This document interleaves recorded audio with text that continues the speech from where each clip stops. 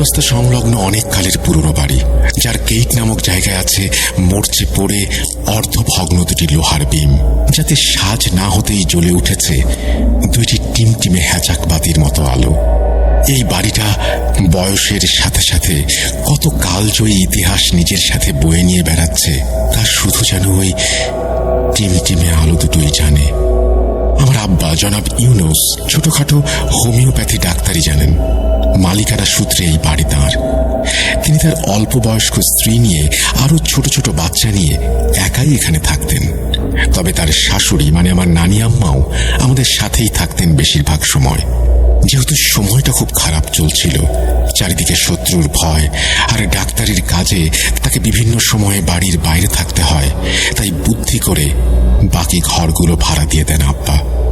সবারই ছোটখাটো পরিবার আছে। ধীরে ধীরে সকলেই এক পরিবার হয়ে ওঠে। কিন্তু বায়তুল কোষায় রাত নামলেই উধাও হয়ে যায় মিষ্টি বউ। দাঁড়ায় গিয়ে পুরনো কবরের সামনে। যাকেই ডাকা হয় এই সমস্যার সমাধানের জন্য, সেই তার অপারগতা জানায়। কি আছে বায়তুল কোষায়? চলুন শুরু করা যাক। কেন তুমি আসো? আমি শুধু তোমার সাথেই থাকতে চাই। কিভাবে সম্ভব? মৃতদের এই পৃথিবীতে থাকতে নেই। তুমি তুমি চলে যাও, চলে যাও, প্লিজ চলে যাও। সবটাই কি ইলুশন, নাকি অন্য জগতের কেউ কখনো হাজির হয়ে যায় চোখের পলকে? ভূত.com উইথ রাসেল। Welcome back. আপনাদের সবাইকে স্বাগত জানাচ্ছি আমি রাসেল। আশা করছি আপনারা সবাই ভালো আছেন এবং ভালোর দলে আছেন। আমিও ভালো আছি আর ভালোর দলে আছি। যেভাবে লেখা আছে আমি সেভাবেই পড়ে শোনাচ্ছি।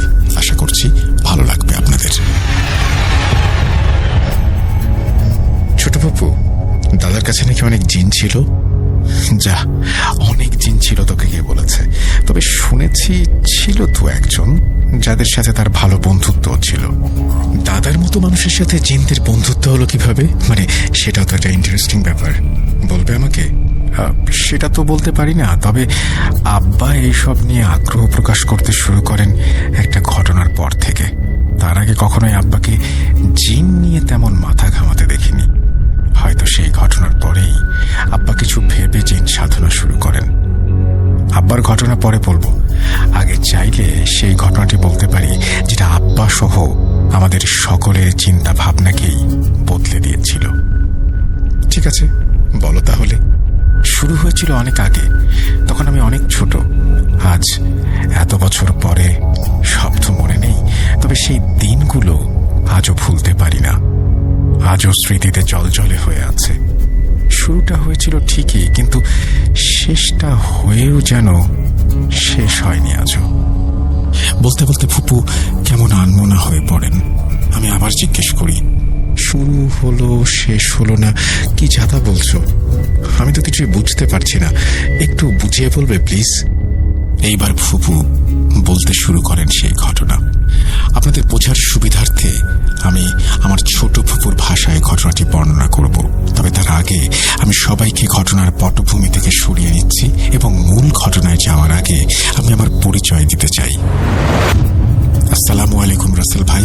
আপনাকে ও ভূত.com এর মডারেটর, স্পেশালি আমার সব থেকে পছন্দের একজন মডারেটর সিফাত আলম এবং সমস্ত লিসনারকে অনেক অনেক ভালোবাসা জানিয়ে আজকে আবার লিখতে বসলাম। এটি আমার পাঠানো দ্বিতীয় ঘটনা। প্রথম ঘটনাটি সিলেক্ট করার জন্য ধন্যবাদ। আশা করছি আপনি আপনার মতো লাখো ভক্তদের দোয়ায় অনেক অনেক ভালো আছেন এবং বরাবরের মতো ভালোর তলে আছেন। আমি দিশা বলছি পাবনা জেলার কোনো একটা ছোট্ট মফস্বল থেকে। দূরত্বের কারণে আমার পক্ষে স্টুডিওতে এসে ঘটনা শেয়ার করা সম্ভব না, তাই অনুরোধ করছি ঘটনাটি পড়ে শোনাবার জন্য। আজ আমি যে ঘটনাটি লিখব সেটি আমি কালেক্ট করেছি আমার ছোট ফুপুর কাছ থেকে, যা অনেক আগের হলেও আমাদের পরিবারকে কেন্দ্র করে এবং প্রত্যক্ষ ও পরোক্ষভাবে আমার পরিবারের অনেক মানুষ এর সাথে জড়িত। আর বর্তমানে ভূত.com এর ব্যাপক জনপ্রিয়তার কারণে এবং আমার পরিবারের অনেক সদস্য এই লিসেনারদের অন্তর্ভুক্ত হবার কারণে ঘটনা এবং জায়গায় ছদ্মনাম ব্যবহার করছি। লিসেনারদের বুঝার সুবিধার্থে আমি আমার ছোট ফুপুর ভাষাতেই ঘটনাটি বর্ণনা করব। চলে যাচ্ছি আমার ছোট ফুপুর কাছে। তিনি যেভাবে বলেছেন আমি সেভাবেই লিখছি।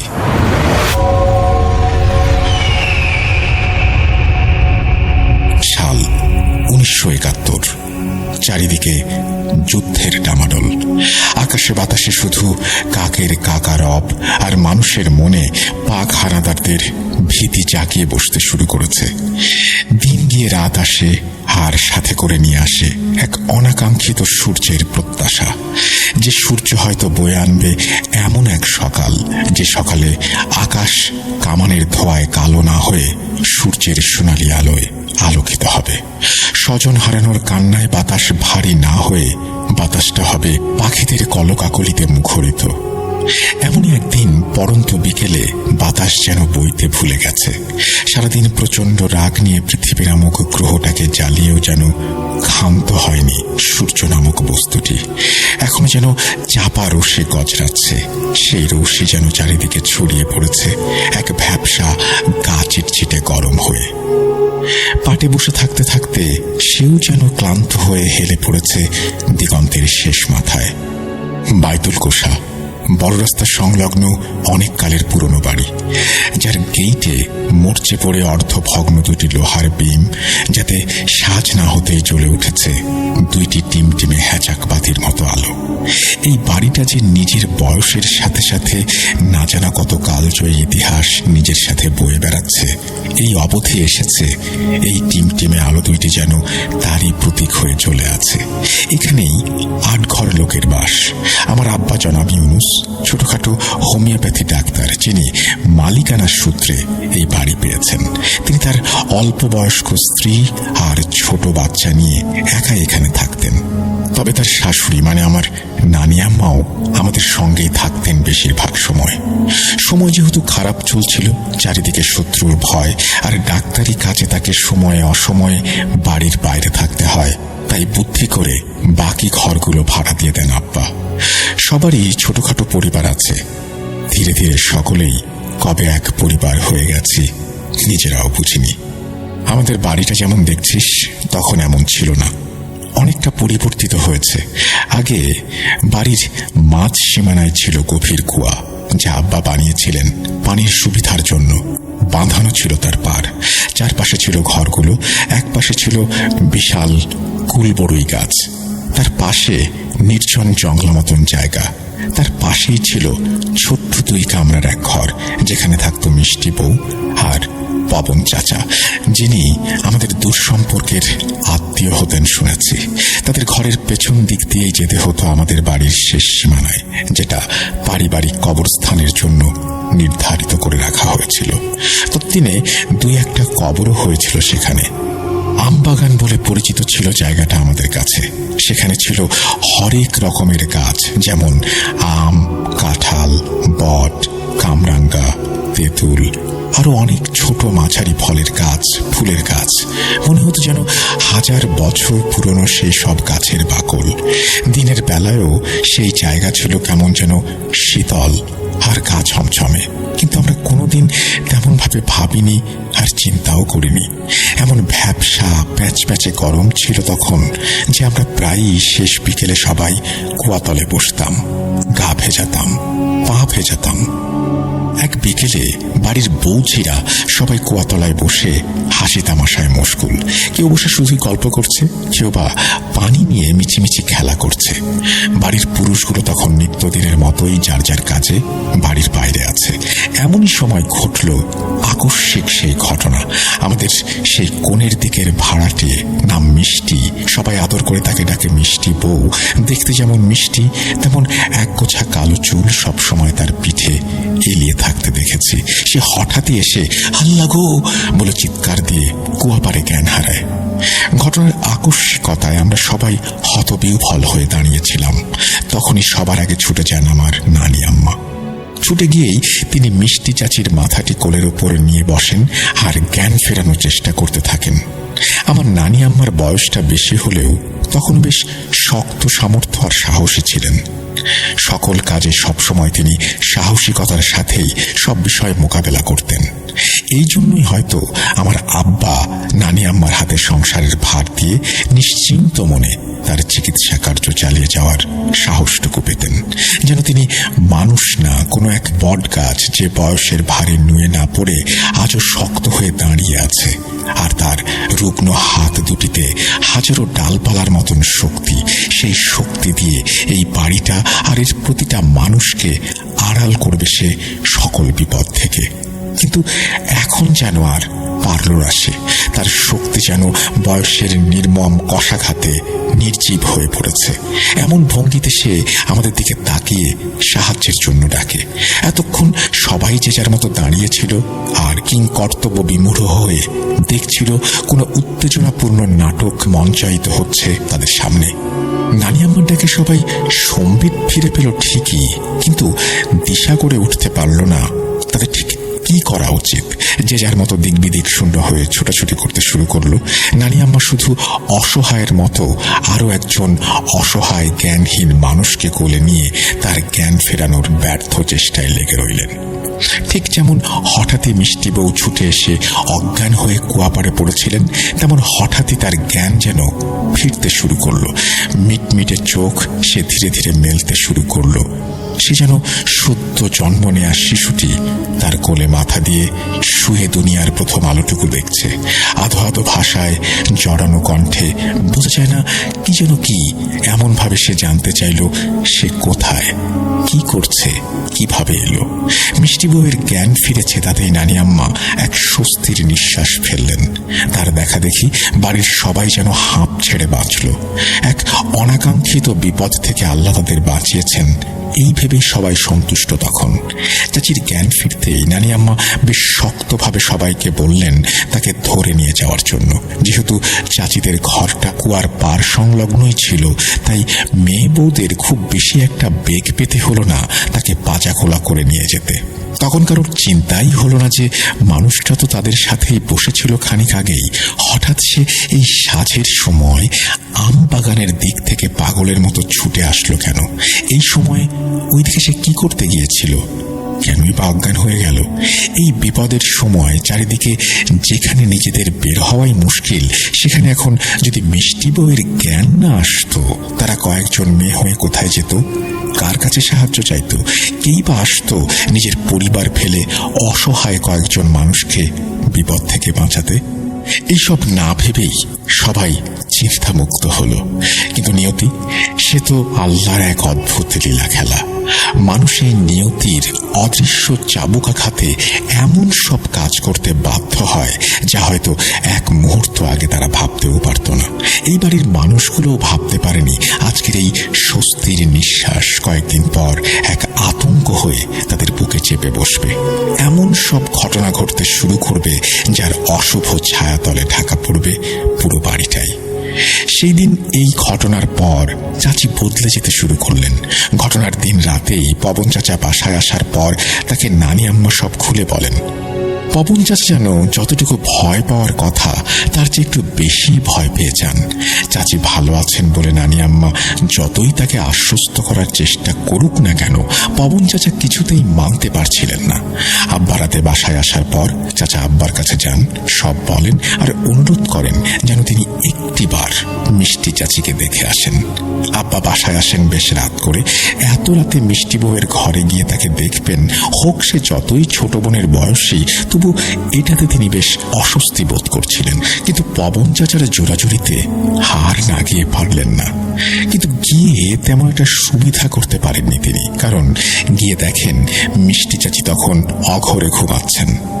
আব্বা কোন রকম তার হাতের নাড়ি টিপে দেখেন আর পবন চাচাকে আশ্বাস দিয়ে বলেন, তেমন কিছু না, সারাদিন ঠিক মতো খাওয়া দাওয়া করেনি, দৌড়াদৌড়ি করেছে, তাই শরীরটা দুর্বল হয়ে এরকম হয়েছে। আব্বার কথা শুনে পবন চাচার দেহে যেন প্রাণ এসেও আসে না, যেন তিনি শুনতে চাইছিলেন অন্য কিছু। আব্বাকে কিছু বলতে গিয়েও যেন কিছু বলতে পারলেন না। এর পরদিন থেকেই চাচির এক অন্য রূপ ধরা পড়ে বাড়ির সবার কাছে।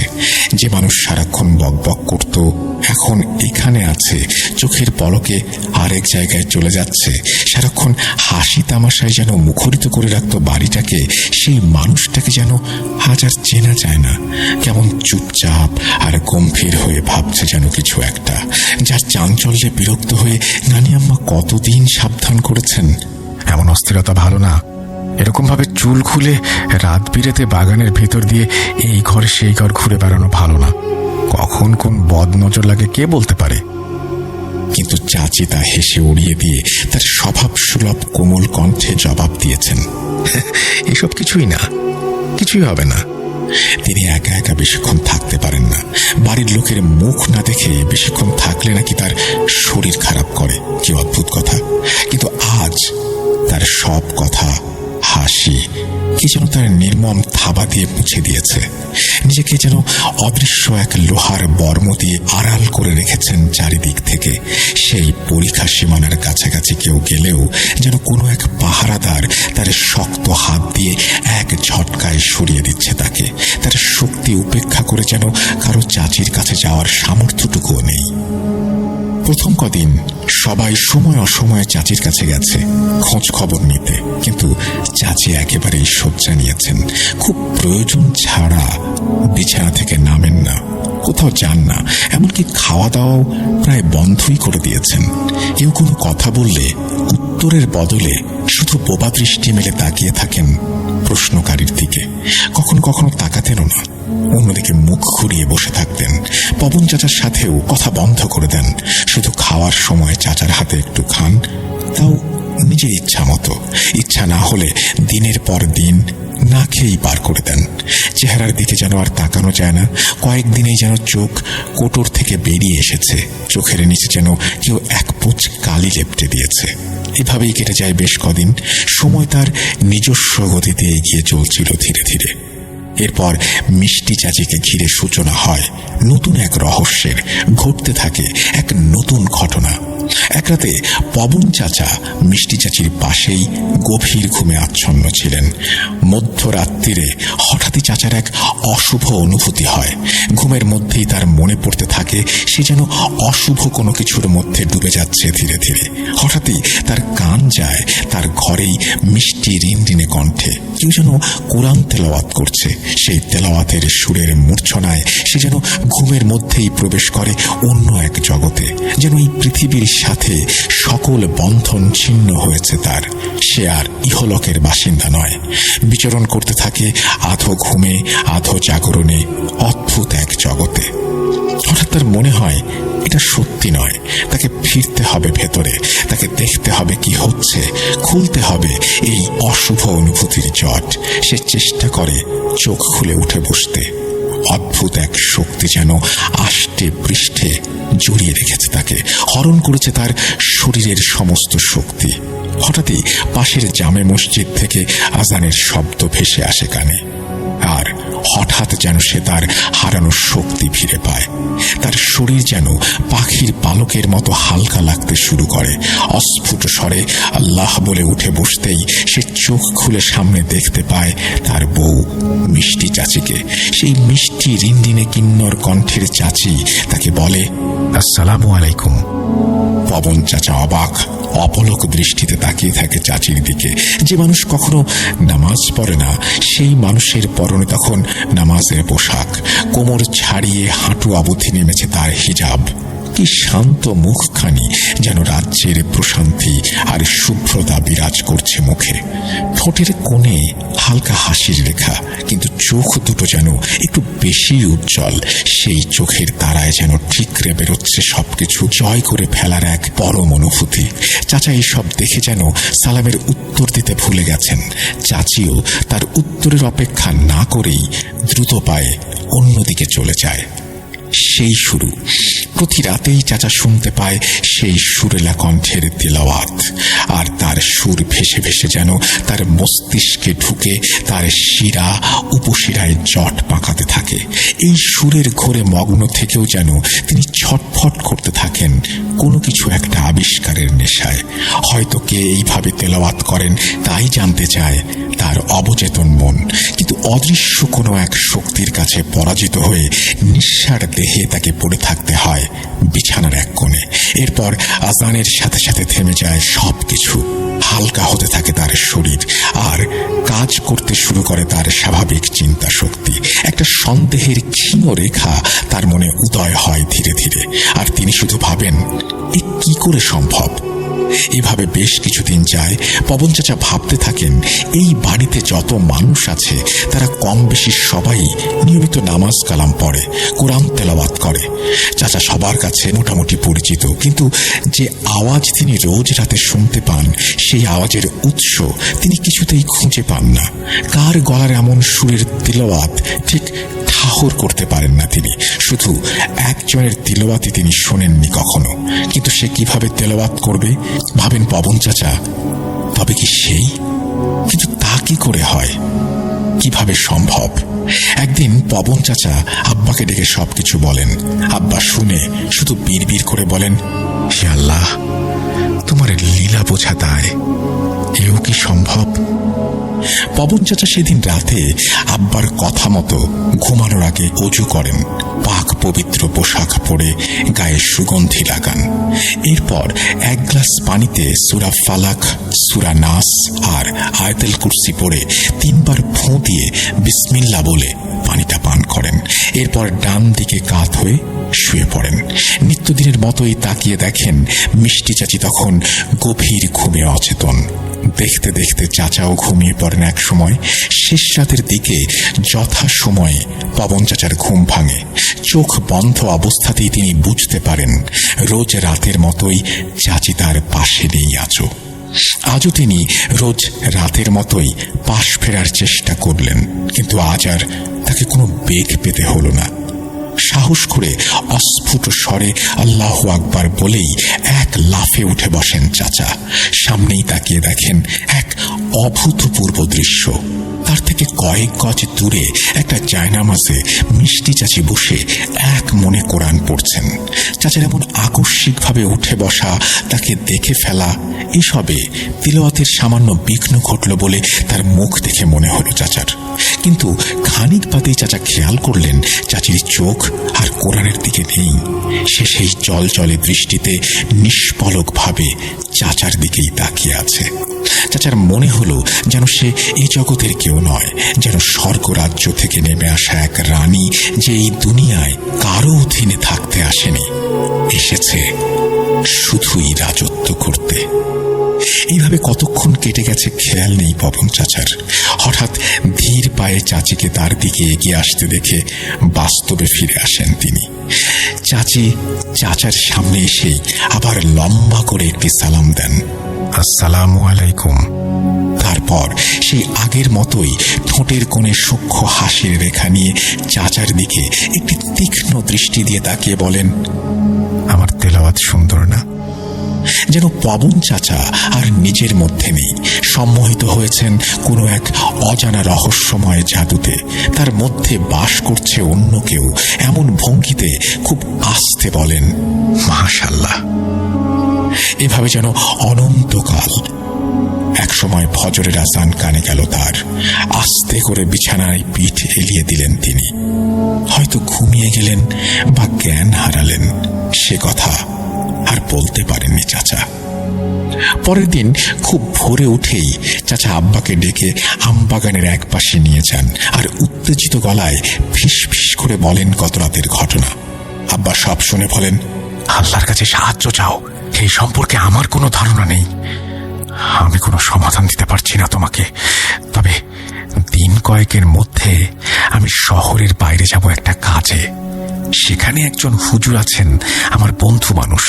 যদি পারি তাকে সব বুঝিয়ে বলে নিয়ে আসবো বাড়িতে। পবন চাচা যেন আব্বার কথা শুনে একটু আশা পেলেন। আব্বা 2 দিন পরেই রওনা হন তার কাজের উদ্দেশ্যে শহরের বাইরের কোনো একটি এলাকায়। সেখানে গিয়ে তার কাজ সেরে এক বিকেলে তিনি বের হন তার বন্ধু হুজুরের উদ্দেশ্যে। হুজুর সাহেব থাকতেন শহরের কিনারা ঘেঁষে নদী তীরবর্তী একটি ছোট্ট কিন্তু ছিমছাম গোছানো মসজিদে। সেখানকার ইমাম তিনি। আব্বাকে দেখে হুজুর যার পর নাই খুশি হন, কিন্তু আব্বার মুখে চিন্তার রেখা দেখে তিনি জিজ্ঞেস করেন কোনো সমস্যা হয়েছে কিনা। আব্বা শুধু বলেন তার সাথে অনেক কথা আছে এবং মূলত একটা সমস্যার কারণেই তার কাছে আসা। এইটুকু শুনেই হুজুর সাহেব আন্তরিকতার সাথে তাকে আসরের নামাজটা তার সাথে পড়ার জন্য অনুরোধ করেন এবং বলেন এর পরেই তিনি শুনবেন আব্বার কথা। আব্বাও সানন্দে রাজি হয়ে যান। নামাজ শেষে হুজুর সাহেব আর আব্বা মুখোমুখি বসেন, আর হুজুর সমস্যার কথাটা জানতে চাইলে আব্বা বলা শুরু করেন। মিষ্টি বউ, মানে যার কথা বলবো তোমাকে আমি, সে বর্তমানে আমার বাসাতেই থাকে তার স্বামীকে নিয়ে। মিষ্টি আমার দূর সম্পর্কের এক আত্মীয়ের মেয়ে। মিষ্টি যখন খুব ছোট ছিল, কথাও বলতে শেখেনি, তখন এক অজানা রোগে আক্রান্ত হয়ে কয়েকদিনের ব্যবধানে ওর মা বাবা দুজনেই পরলোক গমন করেন।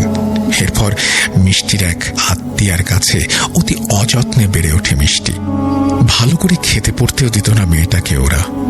এসব কিছু আমি জেনেছি অনেক পরে, যখন মিষ্টির বয়স 14-15 বছর।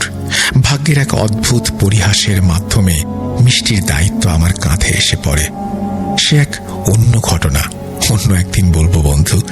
এরপর আমি ওকে পাত্রস্থ করি পবন নামের এক মুদি দোকানদারের সাথে। পবন এলাকায় তার ভদ্র আচরণ এবং সৎভাবে জীবনযাপন পরিচালনার জন্য অনেকের কাছে পরিচিত ও আদরের ছিল। ছেলেটার বাপ মা কেউ ছিল না, কিছু আত্মীয় ছিল তারা অনেক আগেই কলকাতায় পাড়ি জমিয়েছে। এইসব দেখেই আমি পবনের সাথে মিষ্টির বিয়ে দেই। পবন মিষ্টিকে ভালোবাসে নিজের থেকেও বেশি। আজ ওর জন্যই আসা তোমার কাছে। এই বলে আব্বা ছোট করে একটি নিঃশ্বাস ফেললেন। এরপর ধীরে সুস্থে সেই দিন বিকেলের ঘটনা বলতে শুরু করলেন। 1 মাস 2 মাসের সমস্ত ঘটনাই হুজুর সাহেবকে বললেন আব্বা।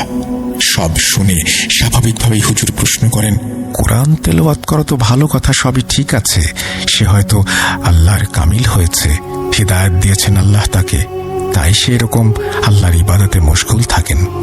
চেহারা আর আচরণের পরিবর্তনের বাইরে আর তো কোনো অস্বাভাবিকতা নেই তার মধ্যে, তাই না? আব্বা বললেন, সমস্যাটাই তো এখানে। ওর মতো একজন অক্ষর জ্ঞানহীন মেয়ে কিভাবে এত সুন্দর শুদ্ধভাবে সহি তেলাওয়াত করছে কোরআনের? ওর পক্ষে এটা সম্ভব নয়। মিষ্টি পড়াশোনা জানে না, বাংলা আরবি কিচ্ছু না। আব্বার কথা শুনে হুজুরের মাথায় খানিক চিন্তার রেখা দেখা দেয়।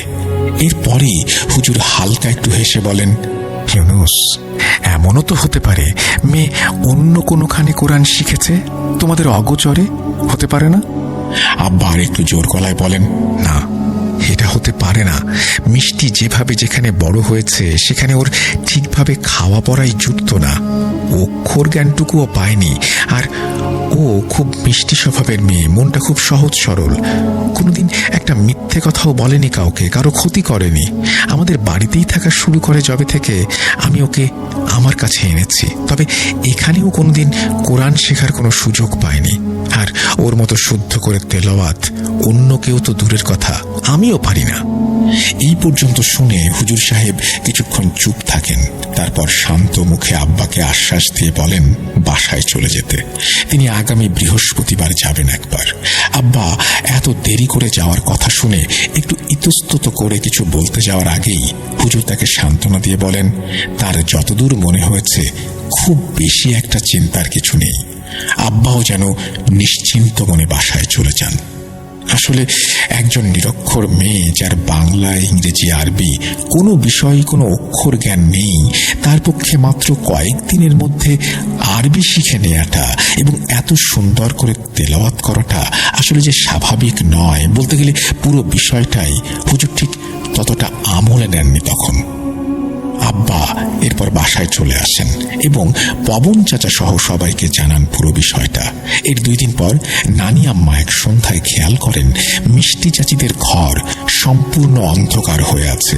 সন্ধ্যা হয়ে গেলেও এখনো বাতি জ্বালানো হয়নি দেখে তিনি একটু অবাক হন। চাচি এরকম হয়ে যাওয়ার পর থেকে পবন চাচা সন্ধ্যা লাগার আগেই তার দোকান বন্ধ করে বাসায় চলে আসতেন। আজ হয়তো কোনো কাজে আটকা পড়ে গেছেন, এখনো বাড়িতে আসেননি। একে তো এই অবস্থা, তারপরে ঘরের বউটা একা একা কি করছে কে জানে। নানি আম্মা মনে মনে এইসব ভেবেই মিষ্টি চাচির ঘরের দিকে পা বাড়ান। ঘরের চৌকাঠে পা রাখতেই যেন তার মনে হলো সারা শরীরে হালকা বিদ্যুৎ খেলে গেল।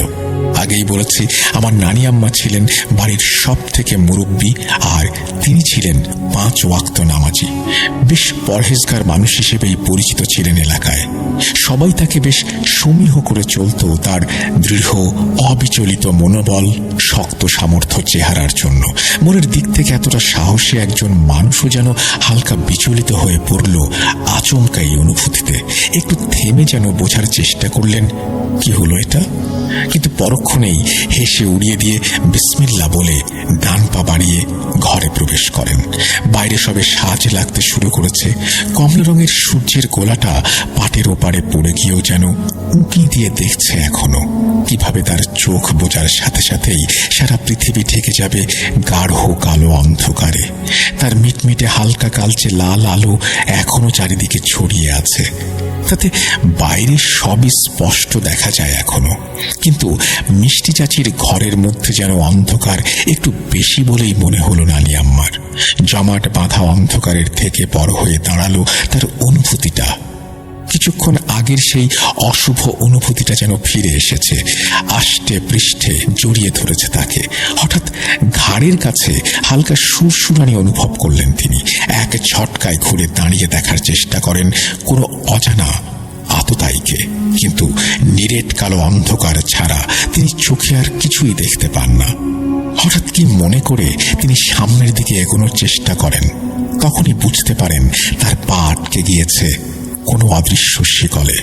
এইবার তিনি বেশ অবাক হন। নিজের অজান্তেই লড়াই করতে শুরু করেন সেই অচেনা বাঁধন থেকে নিজেকে মুক্ত করার জন্য।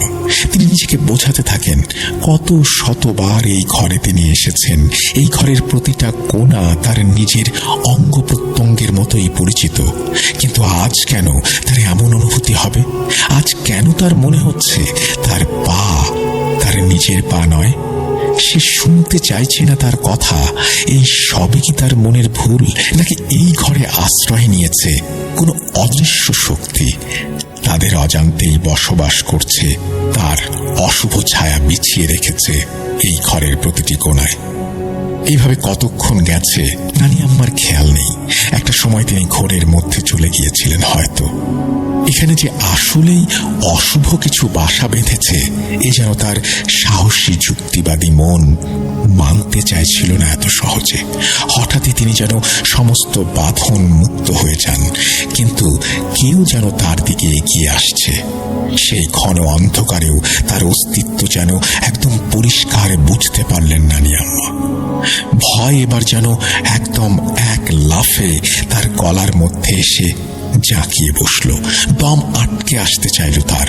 চিৎকার করতে যাওয়ার ঠিক আগ মুহূর্তে তিনি আবিষ্কার করেন এটা তার কল্পিত কোনো অচেনা অদৃশ্য আততায়ী নয়, বরং রক্ত মাংসের শরীরে ধীর পায়ে তার দিকে এগিয়ে আসছে।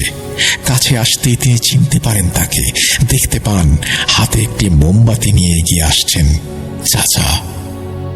মোমবাতির সেই নিভু নিভু আলোতে পবন চাচার মুখটা কেমন অপার্থিব লাগছিল বলেই হয়তো নানি আম্মা প্রথম দর্শনে ঠিক চিনে উঠতে পারেননি তাকে। পবন চাচাকে দেখে যেন ধরে প্রাণ ফিরে পান নানি আম্মা।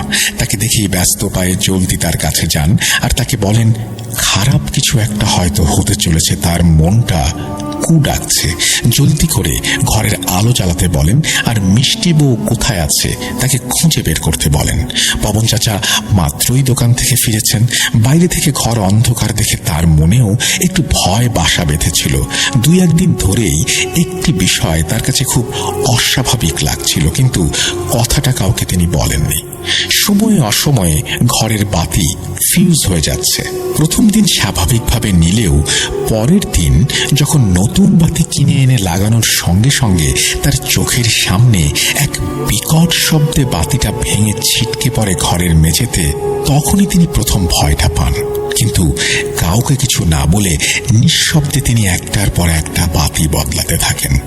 চাচির ঘরের বাতির ফিউজটা তো ফাঁকাই পড়ে আছে, কারণ তার ঘরের বাতিটা কোনোভাবেই জ্বলছে না দেখে চাচা খুব ভালোভাবে পরীক্ষা করে দেখছেন। ইলেকট্রিক্যাল কোনো ঝামেলা নেই সেখানে। শেষে কি জানি কি ভেবে চাচা আর ওই ঘরে বাতি দেওয়ার চেষ্টাই করেননি।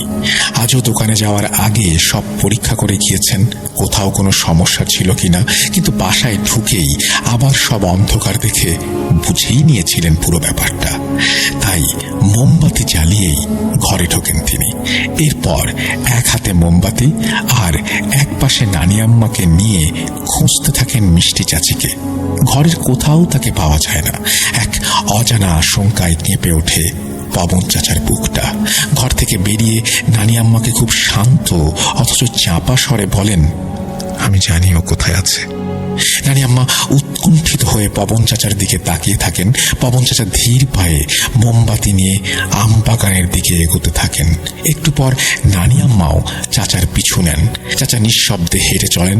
একটু পর বাগানের যে দিকটায় পারিবারিক কবরস্থান, সেই দিকে চাচা এগিয়ে যান। একটু এগিয়ে যেতেই মোমবাতির অপর্যাপ্ত আলোয় দেখা যায় এক আধভৌতিক দৃশ্য। কবরস্থানের এক পাশে একটা বিরাট বট গাছে তার নিচেই ঘন কালো অন্ধকারে বসে দুলে দুলে আপন মনে কোরআন পাঠ করছে মিষ্টি চাচি। নানি আম্মা চেয়ে থাকেন বিস্ফারিত নয়নে। অথচ এই ঘটনার সাথে চাচা যেন অভ্যস্ত। এমনই পরিচিত ভঙ্গিতে তিনি চাচির আরেকটু কাছে এগিয়ে গিয়ে তার পিঠে হাত রাখেন আর মৃদুস্বরে তাকে বলেন, চলো ঘরে চলো।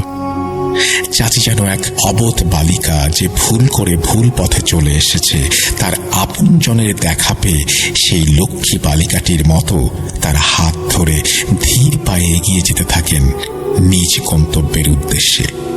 এরপর চাচা চাচিকে নিয়ে ঘরের ভেতরে চলে যান আর নানি আম্মা বোবা চোখ মেলে তাকিয়ে থাকেন তাদের চলে যাওয়া দেখেন। পরদিন থেকে শুরু হয় অন্য এক ঘটনার সূত্রপাত, আর তার জের ধরে আরো কিছু ঘটনা ঘটতে থাকে খুব দ্রুত গতিতে। যেমন চাচির ঘর থেকে দিনে রাতে প্রায়ই শোনা যেত কোরআনের তেলাওয়াত।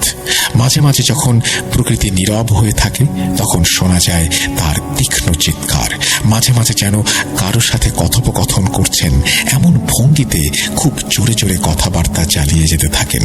কিন্তু তার সেই সব কথা কেউই বুঝতে পারেন না, কারণ চাচি যে ভাষায় কথা বলেন সেটা আরবির মতো শোনা যায় অনেকটা। সবাই শুধু দূর থেকে এইসব দেখে আর শোনে, মনে মনে তটস্থ হয় এক অজানা রহস্যের কিনারা করতে। কখনো কখনো কেউ যদি মিষ্টি চাচির ঘরের দিকে যায় আর চাচি দেখে ফেলেন, তাহলে খুব সুন্দর করে সালাম দিয়ে চাচি তাকে আরবিতে কিছু বলেন, কিছু হয়তো জিজ্ঞাসা করেন, কিন্তু সেই ব্যক্তির উত্তর দেয়া কাছে যাওয়া তো দূরের কথা, তখনই এক প্রকার যান বাঁচানোর তড়িঘড়ি লেগে যায়, যেন সে পালিয়ে বাঁচেন। এইসবের মধ্যে এক বৃহস্পতিবার বিকেলে হুজুর সাহেব আসেন বাড়িতে। আব্বাও ছিলেন তার সাথে, আর বাড়ির অন্যান্যরাও জানত বিষয়টা। তাই সবাই নিজের অজান্তেই যেন এক প্রকার প্রস্তুতি নিয়ে রেখেছিলেন। শুধু যেন হুজুর সাহেব আসছেন না তাদের বাড়িতে, সঙ্গে করে যেন এক ভরসার আলো নিয়ে এসেছেন তাদেরকে আর এই বাড়িটাকে এক আততায়ীর হাত থেকে বাঁচানোর জন্য। হুজুর বাড়িতে ঢুকে আগে মিষ্টি বউয়ের ঘরটা দেখতে চান। এরপর আব্বা তাকে সেদিকে নিয়ে যান। ঘরের চৌকাঠে পা রাখতেই তিনি যেন কেঁপে ওঠেন হালকা।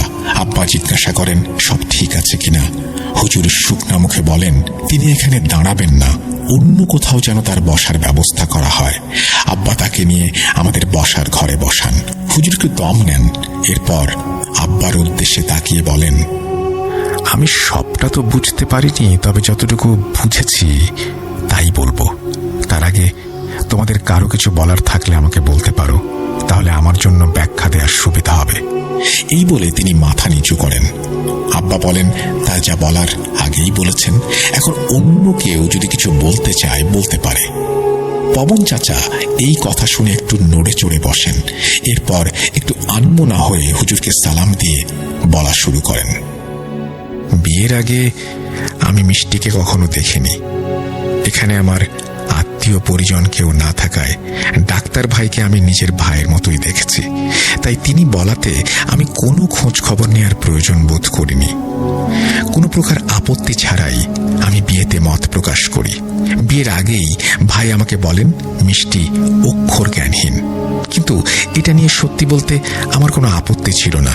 বিয়ের পর যখন মিষ্টিকে নিয়ে এই বাড়িতে থাকা শুরু করি, তখন থেকেই যেন আমি এক অন্যরকম মিষ্টিকে দেখতে পাই। হাসি খুশি, প্রাণোচ্ছল, প্রাণবন্ত, চঞ্চলা একটা মেয়ে যে সারাক্ষণ এদিক ওদিক ছোটাছুটি করছে, ঘরকন্যার কাজের সাথে সমানভাবে সবার খেয়াল রাখছে, সাথে আমারও যত্ন করছে। কখনো কোনো বিষয়ে ওর মন খারাপ হতে দেখিনি। কিন্তু আমি মাঝে মাঝে দ্বিধায় পড়ে যেতাম এটা ভেবে, এই মানুষটা নাকি একদমই পড়াশোনা জানে না, অথচ কথাবার্তা কত মার্জিত, রুচিশীল। আমি মিষ্টিকে এই নিয়ে কোনোদিন সরাসরি কোনো প্রশ্ন করিনি, তবে আকার ইঙ্গিত দিয়ে তাকে লেখাপড়া শেখার কথা বুঝিয়েছি। মিষ্টি ওইসব কথার ধারে কাছেও যেত না।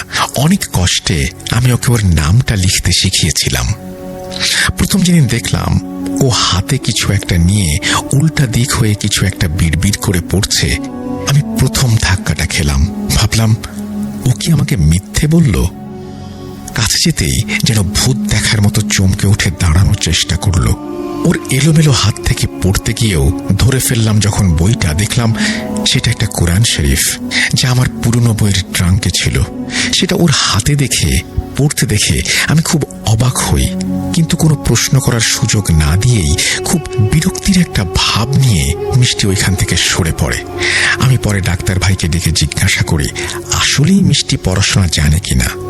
ভাই আমাকে নিশ্চিত করে বলেন আসলেই জানে না। আমি পড়ে যাই এক মহাদ্বিধায়। এরপর এক রাতে আমি ঘুমিয়েছিলাম, হঠাৎই কারুর আকুল আবেদনের ভঙ্গিতে বলা একটা কথা কানে যেতেই সচেতন হয়ে যাই। আমার পাশ থেকেই যেন কথাটা কেউ বলল, আপনি আসবেন না, দয়া করে আমাকে ছেড়ে দিন, আমি চাই না কিছু শিখতে, আপনি দয়া করে চলে যান। একটু সতর্ক হতেই টের পেলাম মিষ্টির কণ্ঠ ওটা, কিন্তু ও এত রাতে কার সাথে কথা বলছে, কাকেই বা চলে যাওয়ার জন্য কাকুতি মিনতি করছে। চোখটা না খুলেই বুঝতে পারলাম একসময় ওর ক্লান্ত শরীর বিছানায় সে এলিয়ে দিয়েছে। একটু পরেই শ্বাস প্রশ্বাসের ভারী শব্দ টের পেলাম। ও ঘুমিয়ে গেছে। চোখ খুলে কাউকে দেখতে পেলাম না আশেপাশে। এরপর 7-5 চিন্তা করতে করতে আমিও ঘুমিয়ে যাই, আর পরের দিন এই ঘটনাকে নিছক স্বপ্ন ভেবে উড়িয়ে দেই। কিন্তু প্রায়ই আমি ওকে অন্ধকারে বসে তেলাওয়াত করতে শুনেছি, নিজের সাথে কথা বলতে শুনেছি, আর চাচি আম্মার সাথে কবরস্থানের ওই জায়গা থেকে ওকে পাওয়া নতুন ছিল না আমার কাছে। এর আগেও 3-4 বার মধ্যরাতে ঘুম ভেঙে ওকে পাশে না পেয়ে খুঁজতে খুঁজতে ওই একই জায়গায় গিয়ে পেয়েছি। এরপর সেই দিনের বিকেলবেলা ওই ঘটনা, যেটা কুয়ার পাড়ে মিষ্টির সাথে ঘটেছে, বাকি সবকিছুই সবাই জানে বলেই বড় করে একটা নিঃশ্বাস ফেলেন চাচা। চাচার কথা শেষ হতে না হতেই কোথা থেকে যেন মিষ্টি চাচি এসে হাজির হন ঘরের ভেতরে। এতক্ষণ যেন সে সব কথা আড়াল থেকে শুনছিল, আর চাচার কথা শেষ হওয়ার অপেক্ষায় ছিল, এমন ভঙ্গিতেই ঘরের ভেতরে প্রবেশ করে। ঘর ভর্তি মানুষ, কেউই যেন এই সময় চাচিকে এখানে প্রত্যাশা করেনি। তাই চাচির এমন স্বাভাবিকভাবে, এমন অসময়ে উপস্থিতিটা কেউই মেনে নিতে পারছিল না। সবাই অবাক নয়নে চাচিকে দেখছিল, কিন্তু চাচি তখন দাঁড়িয়ে আছে, মাথায় তার নামাজের লম্বা হিজাব। হঠাৎই সে সালাম দিয়ে ওঠে সকলের উদ্দেশ্যে, আসসালামু আলাইকুম।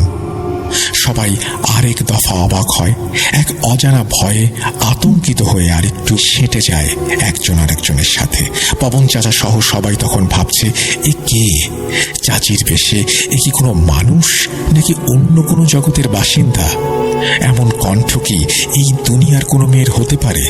চাচি তখন যেন আর চাচি নেই, তার মধ্যে জাঁকিয়ে বসেছে অন্য কিছু, খুব শক্তিশালী কিছু, যে তার ভরাট কণ্ঠে আবার বলে ওঠে, আমি এই ঘরে প্রবেশ করব, আমার আপনাদের সাথে কথা আছে, কিন্তু প্রবেশ করতে পারছি না, কারণ এই ঘরে একজন আছেন যিনি নাপাক শরীরে নাপাক কাপড়ে অবস্থান করছেন, দয়া করে সে যেন এখান থেকে বেরিয়ে যান। এই বলে তিনি থামলে সকলেই মুখ চাওয়াচাওয়ি করতে থাকেন। অনেকক্ষণ পরে চাচি সেই ভারী গমগমে কণ্ঠে আমার নানি আম্মার পাশে দাঁড়িয়ে থাকা এক ভাবির দিকে লক্ষ্য করে গম্ভীর রাগী কণ্ঠে বলে ওঠেন, আমার কথা বুঝতে পারেননি? আপনি নাপাক, আপনার কাপড় নাপাক, আপনার গোসল নেই। চাচির সেই ভারী পুরুষালী কণ্ঠ তখন গম গম করছে পুরো ঘর জুড়ে। হঠাৎ করে ঘর ভর্তি লোকের মধ্যে ভাবিকে উদ্দেশ্য করে এরকম একটা কথা বলে ওঠাতে সেই ভাবি ভয়ে দ্রুত কাঁপা কাঁপা পায়ে ঘর ত্যাগ করেন। চাচির দিকে তাকিয়ে মনে হলো হঠাৎই যেন তার গলা আর চোখ লাল হয়ে গিয়েছে, কিন্তু ভাবি ঘর থেকে বেরিয়ে যেতেই যেন তিনি স্বাভাবিকভাবে ঘরে প্রবেশ করেন, আর তার চেহারাও স্বাভাবিক হয়ে যায় নিমিষে। একটা চেয়ারে সবার থেকে একটু দূরে মাথায় শত নিচু করে বসে তিনি বলতে শুরু করেন, আপনাদেরকে না চাইতেও বিরক্ত করার জন্য অনেক দুঃখিত আমি, সেজন্য মাফ চেয়ে নিচ্ছি। তবে আমাকে ভুল বুঝবেন না, আপনারা যেমন আল্লাহর বান্দা, আমিও আল্লাহর বান্দা। আমি আমার নামটি প্রকাশ করব না, কেন করব না সেটি এখানে উপস্থিত আর কেউ না বুঝলেও হুজুর সাহেব ঠিকই বুঝতে পারবেন। আমার আদি নিবাস মরক্কো শহরের একটি নির্জন উপত্যকায়। আপনাদের যেমন আল্লাহর কাজ করার একটা নিয়ম আছে, আমাদেরও আছে। আজ থেকে 3 বছর আগে আমাদের জাতির একটি কাফিলা যাচ্ছিল দিনের কাজে অন্য একটি মহাদেশে। আমি আল্লাহর বান্দা, তাই এই সমস্ত দিনের কাজে আমি বরাবরই অংশগ্রহণ করি। আপনাদের এলাকায় এই অংশটুকু অতিক্রম করার সময় আমাদের কাফিলায় একজন অনেক বয়স্ক জিন বার্ধক্যজনিত কারণে খুব অসুস্থ হয়ে পড়ায় আমাদের যাত্রা বিরতি দিতে হয়। এমনই সময় আমি একদিন আশেপাশে ঘোরাঘুরি করার সময় লক্ষ্য করি এই মেয়েটিকে। আল্লাহ সাক্ষী, এই মেয়ের দিকে কোনো খারাপ উদ্দেশ্য নিয়ে তাকায়নি। মেয়েটিকে আমার খুব ভালো লাগে, তাই দূর থেকেই তাকে নজরে নজরে রাখতাম। আমি জানি এটা অপরাধ, কিন্তু আপনাদের মতো আমরাও আল্লাহরই সৃষ্টি, আমাদেরও ভালো লাগা আছে, আমাদের অনুভূতি আছে। তাই অপরাধ জানা সত্ত্বেও নিজেকে আটকাতে পারিনি। কিন্তু এই মেয়ে একজনের বউ, তাই আমি কোনো খারাপ উদ্দেশ্য নিয়ে কখনো ওর সম্পর্কে ভাবিনি, কিন্তু চেয়েছি এর কাছে থেকে যেতে। এর অক্ষর জ্ঞান নেই, কোরআনের জ্ঞান নেই। আমি সাহায্য করতে চেয়েছি, উপকার করতে চেয়েছি, ওর মাধ্যমে অন্যের উপকার করতে চেয়েছি, আল্লাহ সাক্ষী। কিন্তু ওকে অনেকভাবে বোঝাতে চেয়েছি। প্রথম স্বপ্নের মাধ্যমে ওকে দেখা দিয়েছি, কিন্তু ও রাজি হয়নি, আমাকে আসতে দিতে চায়নি। তাই একদিন সুযোগ বুঝে ওর সামনে আসি, কিন্তু ও ভয় পেয়ে যায়, অজ্ঞান হয়ে যায়। সেই মুহূর্তে চলে যাই, কিন্তু প্রায়ই ওর কাছে যাই আর দূর থেকে বলতে থাকি, বোঝাতে থাকি ও আমার সম্পর্কে কাউকে যেন কিছু না বলে, আর আমাকে যেন ওর কাছে থাকার অনুমতি দেয়। কিছুতেই রাজি হয় না দেখে একদিন আমার খুব রাগ হয়। তবু আমি ওর ক্ষতির কথা ভাবিনি এক মুহূর্ত। বিশ্বাস করুন, আমি শুধু চেয়েছিলাম ওর মস্তিষ্কে অবস্থান করতে, ওর সাথে থাকতে, ওকে উপকার করতে। কিন্তু ভেবেছিলাম ওর অনুমতি ছাড়া করব না, কিন্তু আর কোনো উপায় ছিল না আমার। তাই বাধ্য হয়ে জায়গা করে নিয়েছি। ওকে অক্ষর জ্ঞান দিয়েছি, কোরআনের জ্ঞান দিয়েছি। আমি ওর উপকার করব, আমাকে মাফ করবেন, কিন্তু কেউ আমাকে ওর থেকে আলাদা করতে পারবে না। আমি আঘাত না পেলে কাউকে পাল্টা আঘাত করি না, এটা আমার উসুল। আর এই উসুল ভাঙতে আমাকে দয়া করে কেউ বাধ্য করবেন না। হুজুর সাহেবকে উদ্দেশ্য করে বলছি, আগেই বলেছি, আমিও আপনাদের মতোই আল্লাহর খাস বান্দা। আপনি যা জানেন আল্লাহ আমাকে তার থেকে একটু বেশি হলেও জ্ঞান দান করেছেন। তাই আমাকে সরানোর জন্য যা কিছু আপনি করবেন তার কোনোটাই কাজে দেবে না। আপনি অযথা চেষ্টা করবেন না। এই বলে আবার সবাইকে লম্বা একটা সালাম দিয়ে মিষ্টি চাচি ঘর থেকে ধীর পায়ে বেরিয়ে যান। সবাই যেন এতক্ষণ মন্ত্রমুগ্ধের মতো শুনছিল কোনো দৈববাণী। কারোর যেন আর কোনো দিকে খেয়াল ছিল না। চোখের সামনে মাত্র ঘটে যাওয়া এক শ্বাসরুদ্ধকর ঘটনার চাক্ষুষ সবাই। শ্বাস নিতেও ভুলে গেছে তারা। হঠাৎই হুজুর সাহেবের গলা খাকারিতে সবাই সম্বিত ফিরে পায়। কল্পনা থেকে যেন বাস্তবে ফিরে আসে।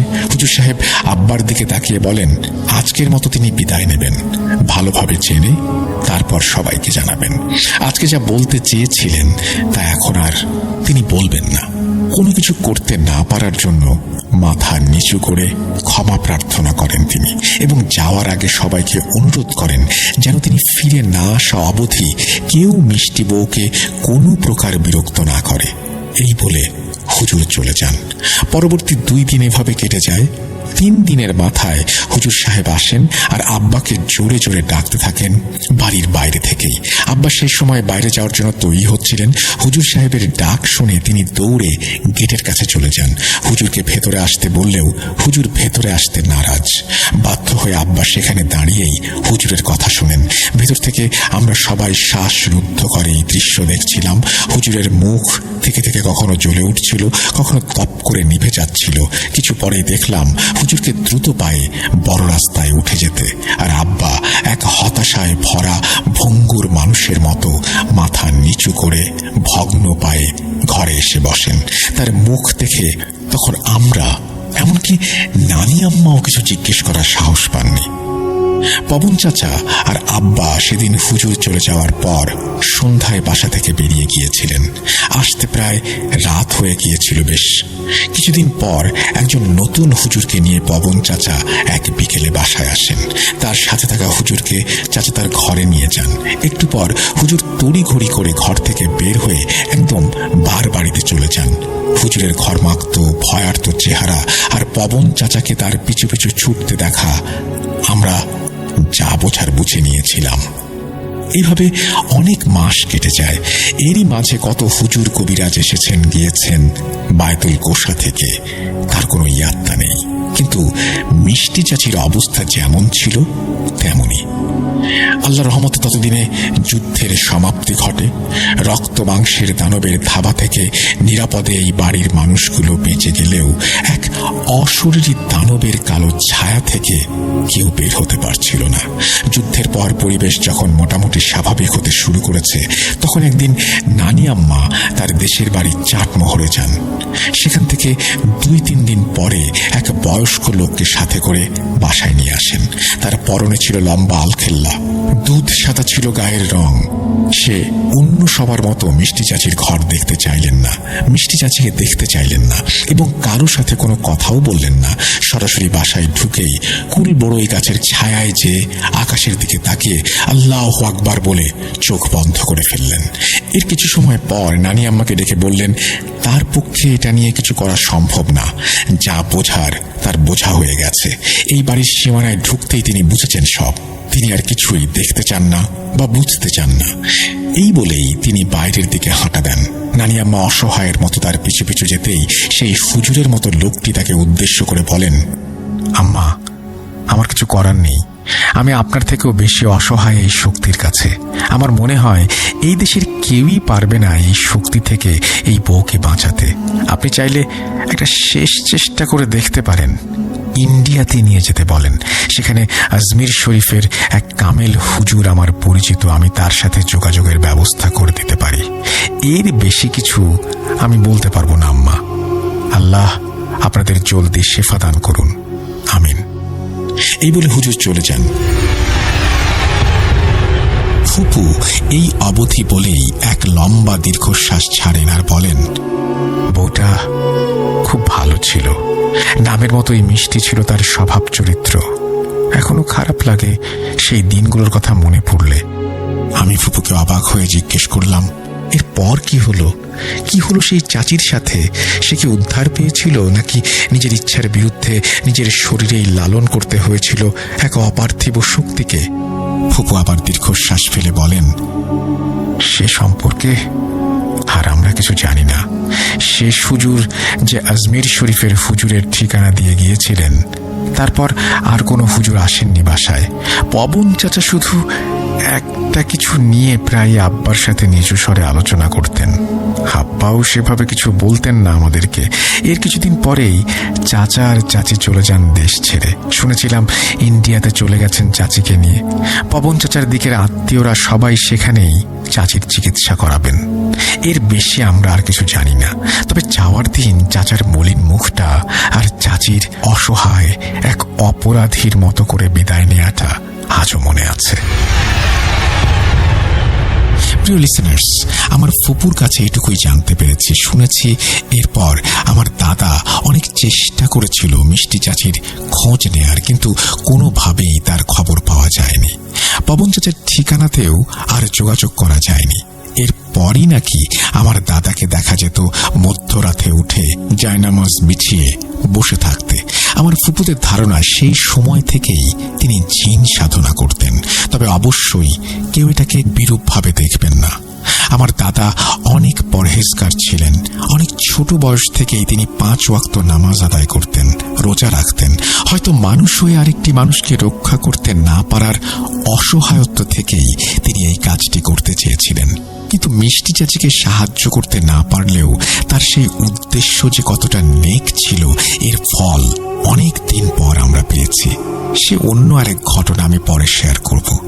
মিষ্টি চাচির ঘটনাটি এখানেই শেষ, কিন্তু শেষ হয়েও স্মৃতিতে এখনো যেন তার রেশ রয়ে গেছে। একটা প্রশ্ন থেকে গেছে সেদিন এই ঘটনার সাথে সম্পৃক্ত মানুষগুলোর, আর আজ যারা শুনলেন তাদের মনেও একই প্রশ্নের উদয় হবে, কি হলো চাচির? সে কি সুস্থ হয়ে তার নিজের মানুষটার কাছে ফিরে আসতে পেরেছিল, নাকি তিলে তিলে এক অসরসী দানবের কাছে পরাজিত হয়েছিল, হারিয়ে ফেলেছিল নিজের সত্তা? এই প্রশ্নের উত্তর তো আমার কাছে নেই। তবে সেদিন হুজুর সাহেব আব্বাকে যা বলেছিলেন তা আমি এখন বলতে যাচ্ছি। ঘটনার একদম শেষ অংশে চলে যাচ্ছি সেই বিকেলে আব্বা আর হুজুর সাহেবের কাছে। বলছেন, হুজুর সাহেব, ইউনুস, এই মেয়েকে আমার পক্ষে ঠিক করা সম্ভব না। শুধু আমি কেন, এই অত্র এলাকার বা এর বাইরের কেউ ঠিক করতে পারবে না। আমি আমার সারা জীবনের সমস্ত নেক আমল লাগিয়েও এত শক্তি আর এত কামেল হতে পারবো না। এই জিন অনেক শক্তিশালী। এদের শক্তি এদের নামের সাথে সম্পৃক্ত। এই জাতি অনেক শক্তিশালী। এর সাথে একটু বাড়াবাড়ি করলে আমার আর আমার অনাগত 14 পুরুষের ধ্বংস নিশ্চিত করে ছাড়বে এই জিনের সাথীরা। এতটাই শক্তিশালী এই জিনের জাতি, আমার ক্ষুদ্র জ্ঞান দিয়ে এর সাথে মোকাবেলা করা সম্ভব না। এদের বংশ অনেক কামিল, আল্লাহর খাস বান্দা, কিন্তু এই জিন যেটা করেছে সেটা অন্যায়। এর শাস্তি আল্লাহ তাকে দেবে, কিন্তু আমার একে মোকাবেলা করার ক্ষমতা নেই। আমি আর তুমি, আমরা সবাই শুধু যেটুকু পারি তা হলো আল্লাহর কাছে দোয়া করতে। এই জিন এই মেয়েকে কখনোই ছাড়বে না। যেহেতু মিষ্টি নামাজ আর আল্লাহর কালাম সম্পর্কে একেবারে গাফেল ছিল, তাই এর জন্য খুব সহজ হয়েছে একেবারে মিষ্টিকে আয়ত্ত করে ফেলাটা। আমি খুবই অসহায় তোমার কাছে এই কথাগুলো বলতে, যে এর বেশি কিছু আমার বলারও নেই। চাইলে তুমি মনের শান্তির জন্য অন্য জায়গায় চেষ্টা করে দেখতে পারো। এই ছিল কথোপকথন আমার দাদা আর হুজুর সাহেবের। আমার ফুপু আমাকে যতটুকু বলেছিল আমি ততটুকুই লিখেছি। হয়তো অনেকের কাছে এটা নিছক কল্পনা, বানোয়াট মনে হতে পারে, অনেকের কাছে কিছুই না মনে হতে পারে, কিন্তু ছোট্ট করে একটা কথাই বলবো, যার সাথে ঘটে তারাই বুঝে এই অনুভূতিটা কেমন। আমি আমার ফুপুর চোখ মুখ সেই সময় দেখেছি, ঘটনা বলার সময় নিজের মধ্যে আবার নতুন করে অনুভব করতে দেখেছি, রোমাঞ্চিত হতে দেখেছি। তবু আমি আবার বলছি, আমরা এই ছোট্ট পৃথিবীর বাসিন্দা হয়েও আজ আমাদের কত অর্জনের, আবিষ্কারের অহংকার, কিন্তু আদতে কি আমরা সবটা আবিষ্কার করতে পেরেছি? সেটা কি আদৌ সম্ভব? অথচ এর বাইরেও রয়ে গেছে কত শত সহস্র বছরের পুরাতন এমন অনেক কিছু, যা এই পৃথিবীর মতোই পুরনো আর রহস্যে ঘেরা। আমি আমার ফুপির কাছে যতটা শুনেছি, আমার জ্ঞান দিয়ে ততটুকুই গুছিয়ে লেখার চেষ্টা করেছি, কিন্তু আমার ক্ষুদ্র জ্ঞানে অনেক ভুল ত্রুটি হতে পারে।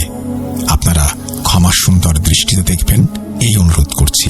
আর বলবো, বিশ্বাস করা বা না করাটা একান্তই আপনার ব্যাপার। সবশেষে রাসেল ভাইকে অনেক ধন্যবাদ আমার লেখাটি কষ্ট করে পড়ার জন্য। আপনার এবং আপনার প্রিয় মডারেটর সিফাত আলম আর ভূত.com-এর সকল লিসেনারদের সুস্থতা কামনা করে আজকের মতো বিদায় নিচ্ছি। আসসালামু আলাইকুম। এই বলেই তিনি তার ঘটনা শেষ করেছেন। আশা করছি এই ঘটনাটি আপনাদের ভালো লেগেছে। চমৎকার একটি ঘটনা, এবং আমি কষ্ট করে পড়েছি এই কথাটি বলবেন না, বরং আপনাকে আমার ধন্যবাদ জানানো উচিত, কারণ আপনি এই লম্বা ঘটনাটি অনেক কষ্ট করে লিখেছেন। আপনি আমাদের কৃতজ্ঞতা গ্রহণ করুন, এবং আশা করছি ভবিষ্যতেও আপনি আরো একটা ঘটনা পাঠাতে চেয়েছেন। আপনার দাদা কিভাবে অন্যদের উপকার করেছেন সম্ভবত সেই সম্পর্কে, সেটাও আমরা জানতে চাই। সেটা লিখে পাঠাবেন। আমি অপেক্ষায় থাকবো আপনার ঘটনার, এবং আপনি চমৎকার লেখেন, সেই ধারা অব্যাহত থাক। আমরা আপনার কাছ থেকে আরো নতুন নতুন ঘটনা পেতে থাকি। আপনাকে অসংখ্য ধন্যবাদ।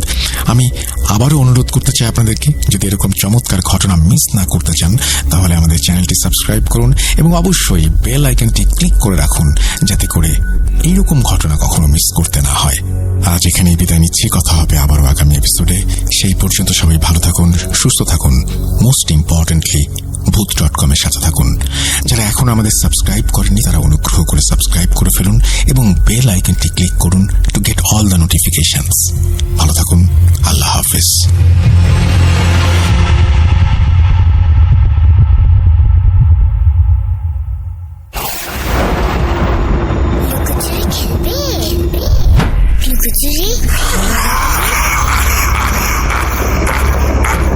You will never be alone.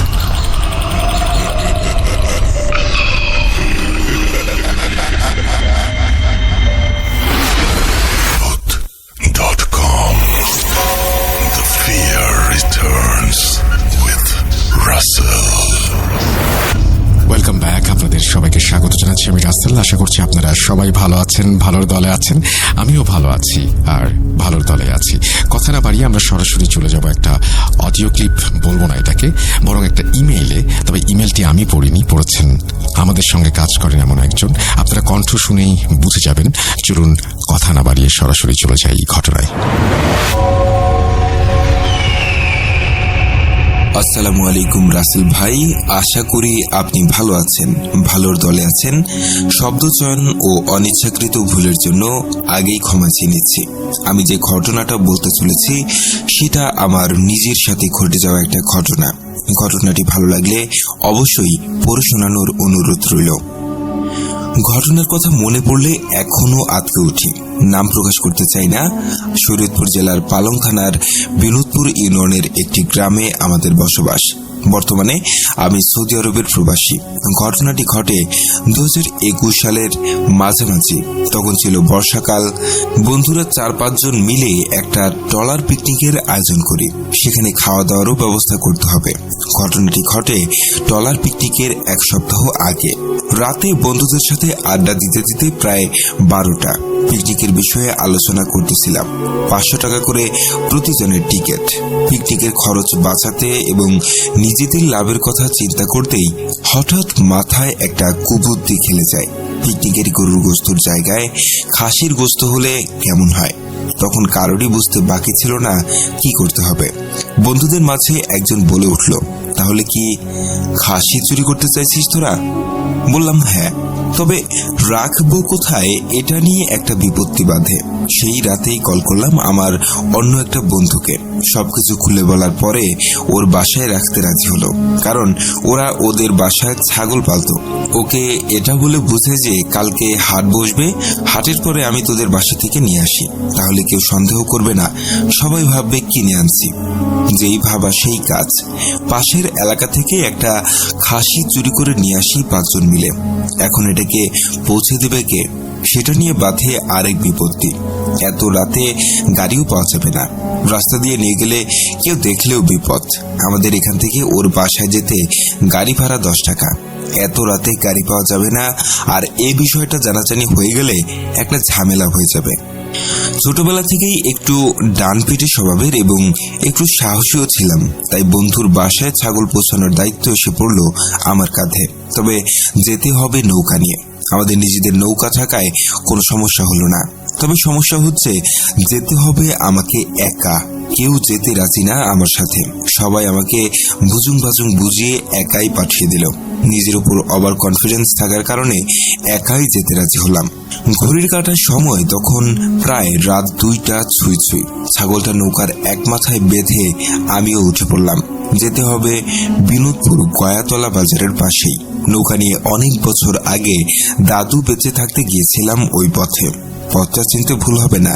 যাওয়ার জন্য আলো বলতে নিজের কাছে থাকা অ্যান্ড্রয়েড ফোন আর চাঁদের আলো।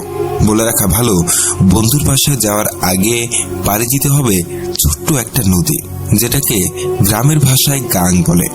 আর ওই গাঙের খাল ধরেই আমাকে যেতে হবে। আল্লাহর নাম নিয়ে রওনা দিলাম। জিন ভূতে বিশ্বাস করি না এমনটা না, এর আগেও ছোটখাটো ঘটনা আমার সাথে ঘটেছে। সেটা না হয় অন্য কোনো দিন লিখে পাঠাবো। আঁকাবাঁকা খালের পথ ধরে এগিয়ে চলেছি। সেদিন আকাশে চাঁদটা যেন তার সমস্ত জ্যোৎস্না ঢেলে দিয়েছিল প্রকৃতির মাঝে। চলতে চলতে প্রায় নদীর কাছে চলে এসেছি। খালের পথ পার হয়ে যেই না নদীতে প্রবেশ করেছি, পরিবেশটা মনে হলো বদলাতে শুরু করেছে। ফোনের পাওয়ার বাটন চেপে দেখি সময় 2:47। নদীতে কোনো স্রোত ছিল না, ছিল কচুরিপানা দিয়ে ভরা। শুনেছি আরো প্রায় 40 বছর আগে এই নদী তার যৌবন হারায়। অনেক কষ্টে এদিক ওদিক করে নদী পার হয়ে আসলাম। এখনো বুঝিনি সামনে আমার জন্য কি অপেক্ষা করছে। নদী পার হয়ে বন্ধুকে সবকিছু বুঝিয়ে বলে এবার বাড়ির পথে রওনা হব। তখন সময় 3:30-এর একটু বেশি। বন্ধুদের বাড়ির সামনে ছোট্ট একটু ফসলের জমি, যদিও ফসল নেই, আছে শুধু পানি। নদীতে প্রবেশ করতেই আগের মতো পরিবেশ পরিবর্তন হয়ে গেল। ঝলমলে জ্যোৎস্নার আলো যেন নিমিষেই অন্ধকারে হারিয়ে গেল। হঠাৎ দেখতে পেলাম দানবীয় আকারের লোমশ আকৃতির একটা কালো অবয়ব পানির তলদেশ থেকে উঠে আসছে। এটা দেখে আমার বুঝতে বাকি রইল না আমার সাথে খুব খারাপ কিছু ঘটতে চলেছে। মনে মনে আল্লাহকে ডাকতে থাকি। দোয়া দুরুদ যা পারি পড়ার চেষ্টা করছি, কিন্তু আমি যেন সব গুলিয়ে ফেলছি। চারিদিকে কালবৈশাখী ঝড়ের মতো তোলপাড় চলতেছে। হঠাৎ করেই গলায় খুব আঘাত পাচ্ছিলাম। মনে হয় কেউ আমার নিঃশ্বাস বন্ধ করে মেরে ফেলতে চাইছে। প্রাণপণে বাঁচার চেষ্টা করেও যেন কোনো লাভ হচ্ছিল না। শরীর নিস্তেজ হয়ে আসছিল। এরপর আর কিছু মনে নেই। জ্ঞান ফিরতে আমি দেখি কিছু অপরিচিত মানুষের মুখ। জিজ্ঞেস করলাম, কোথায় আমি? জানতে পারলাম নদীর পাড়েরই এক বাড়িতে আছি। মুখ দিয়ে কথা বলতে পারছিলাম না, গলায় খুব ব্যথা অনুভব করছিলাম। শরীর যেন অবশ হয়ে আছে। পরিচয় দিতেই সবাই আমায় গাড়ি করে বাড়িতে দিয়ে আসলো, আর আব্বুকে বলে আসলো নৌকাটা গিয়ে নিয়ে আসার জন্য। বাসায় যখন সবকিছু জানতে চাইলো, একটু মিথ্যা কথা বলছিলাম যে আমি নৌকা নিয়ে এমনিতে একটু ঘুরতেছিলাম। বাড়ির সামনে চকে হঠাৎ প্রচন্ড বাতাস বইতে থাকে। এরপর আর কিছু মনে নেই বলে বাড়ির লোকেদের বোঝাই। হুজুরকে খবর দিয়ে এনে ঝাড়ফুঁক দেওয়া হয়। রাতে অনেক জ্বর হয় আমার। সবাই খুব চিন্তায় পড়ে যায়। আমি নাকি ঘরে থাকতেছিলাম না, কে যেন আমাকে টেনে ঘরের বাইরে নিয়ে যাওয়ার চেষ্টা করে। সেই রাতেই হুজুরকে খবর দিয়ে আনা হয়। হুজুর বলে কালকের রাতে এর ব্যবস্থা করা হবে। এই বলে ঝাড়ফুঁক দিয়ে আর কিছু জিনিসের একটা লিস্ট লিখে দিয়ে হুজুর চলে যায়। পরের দিন রাতে আমার উপরে ওই জিনকে হাজির করা হয়। ওই জিন যা বলল তা শুনে সবাই রীতিমতো অবাক। আমি যখন ওই নদী পার হচ্ছিলাম, তখন নাকি আমার লগের নিচে পড়ে ওই জিনের ছোট্ট বাচ্চা মারা যায়।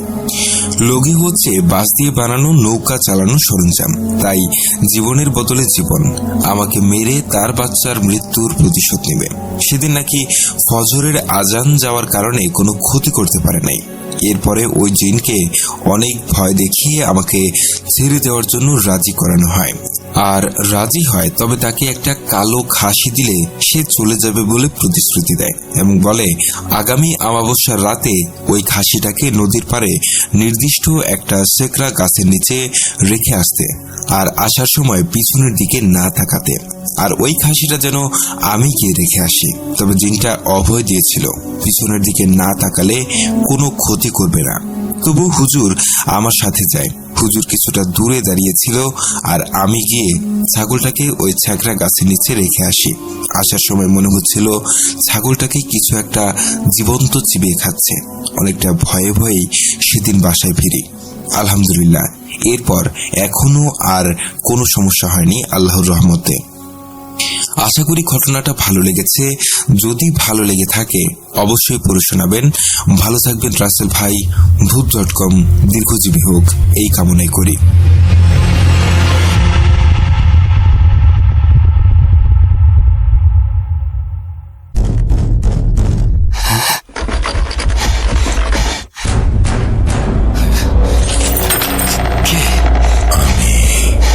অশরীরী দেখতে পাবে না কবু, এত কাল ধরে শুনছো, শুনতে কি পাও না তবু। Voot.com The Fear Returns with Russell. আসসালামু আলাইকুম সর্বজন প্রিয় রাসেল ভাই। শত ব্যস্ততার আধারের বুক চিরে আবারও ভূত.com এর প্রতি আদিম আকর্ষণ এবং আমার জীবনসঙ্গীর বিশেষ অনুরোধে 2 কলম লিখলাম। ভালো লাগলে পড়ে শোনানোর বিশেষ অনুরোধ রইল। ভূত.com এ এটি আমার দ্বিতীয় ঘটনা। সিলেক্ট হলে জানাবেন ঠিকানা। এরপর তিনি তার ঠিকানা দিয়েছেন এবং পরবর্তীতে ঘটনা শুরু করেছেন। ঘটনাটি ঘটেছিল আমাদের গ্রামের এক মামার সাথে। সঙ্গত কারণে আমি তার নামটি গোপন রাখলাম। তিনি এখন আর পৃথিবীতে নেই। ঘটনার প্রয়োজনে তার নাম দিলাম মতিন মামা। ঘটনাটি ঘটেছিল তার সাথে আজ থেকে প্রায় 15 বছর আগে। অনেক কথা হলো, এবার ঘটনায় আসা যাক। বলে রাখা ভালো, তিনি ছিলেন অত্যন্ত সাহসী ও ডানপিটে স্বভাবের মানুষ। ছোটবেলা থেকে তিনি জিন ভূতে ভয় পেতেন না। কথিত আছে তিনি বহু দূর থেকে বসেও বর্ষাকালে তীব্র অন্ধকার রাতেও দেখতে পেতেন যে কোনো জেলের মাছ ধরার জাল থেকে জিন ভূত মাছ খেয়ে চলে যেত। উপস্থিত লোকেরা এই কথার প্রমাণ চাইলে তিনি বলতেন, সকালে দেখবেন ওই জাল থেকে যতগুলো মাছ জিনেরা খেয়েছে ওই মাছের শুধু কাঁটাগুলোই জালে আটকা থাকবে। সত্যি তাই হতো। সকাল হতেই জেলেরা তাই দেখতে পেতেন যে মাছগুলোর মাঝে বিন্দুমাত্র মাংস নেই, শুধু কাঁটা অবশিষ্ট আছে। শুধু কাঁটাই থাকে কেন তার কাছে জানতে চাইলে তিনি বলতেন, তারা আগুনের তৈরি। তারা হা করলে তাদের মুখ থেকে আগুন বের হয় এবং ওই আগুনে সিদ্ধ হয়ে মাছের মাংসগুলো তাদের মুখের ভিতরে চলে যায়। আর মাছের কাঁটা তাদের পছন্দ না, তাই তারা তা ফেলে চলে যেত। এবার মূল ঘটনায় আসা যাক। মতিন মামা ছিলেন একজন কৃষকের সন্তান। জীবন জীবিকার তাগিদে তিনি কৃষি কাজের সাথে সংযুক্ত ছিলেন। তিনি প্রায় সময় রাতে কোন দিয়ে সেচে বিল থেকে কৃষি জমিতে পানি দিতেন। কোন হলো আমাদের গ্রামের সেচের এক ধরনের বিশেষ যন্ত্রের নাম, যা আজ কালের বিবর্তনে প্রায় বিলুপ্তির পথে। এমনই এক রাতে তিনি জমিতে কোন দিয়ে সেচ দিচ্ছিলেন। বলে রাখা ভালো রাসেল ভাই, তিনি প্রতিবারই সেচে দেওয়ার সময় একটা বালতি বা বল ভর্তি করে পচা ভাত তরকারি নিয়ে যেতেন। ওই বিলটিতে যেখান থেকে তিনি কৃষি জমিতে সেচ দিতেন, খাবারগুলো জিন পিশাচের বাচ্চাদের খেতে দিতেন। বলে রাখা ভালো, তিনি জিনও সাধন করতেন। জ্যোৎস্না রাত, চারিদিকে ফাল্গুনের হাওয়া বইছে। এমনকি এক রাতে তিনি কোন দিয়ে জমিতে সেচ দিচ্ছিলেন। ঘটনা বোঝার সুবিধার্থে আমি তার জবানিতে লিখলাম। ভুল হলে মাফ করবেন, বলছেন মতিন মামা। সেচ দেওয়ার সময় খেয়াল করলাম হঠাৎই কোনটা অন্য সময়ের তুলনায় বেশ ভারী মনে হচ্ছে। তাকড়া জোয়ান ছিলাম, গায়ে শক্তি থাকায় কোনো কিছু না ভেবেই পানি তোলাতে লাগলাম। চাঁদের আলোয় হঠাৎ আমার চোখে পড়ল কোণের মাথায় একটা সুন্দরী মেয়ে বসে আছে।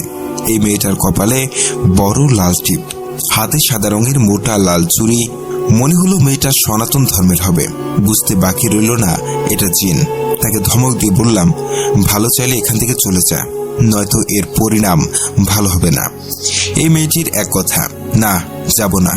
অনেকদিন ধরে কিছু খাইনি, তোকে চিবিয়ে খাবো, তারপর যাব। আমার সঙ্গে থাকা জিনের মাধ্যমে তাকে চলে যেতে বললাম। সে যেতে রাজি হলো না।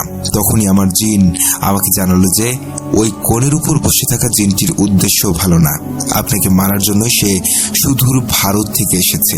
আমার পালিত জিনকে তার সাথে লড়াই করতে বললাম। সে করুণ স্বরে বলল, মালিক, সে আমার থেকে অনেক শক্তিশালী, তার সাথে আমি পারবো না বলে সে আমায় সালাম দিয়ে চলে গেল।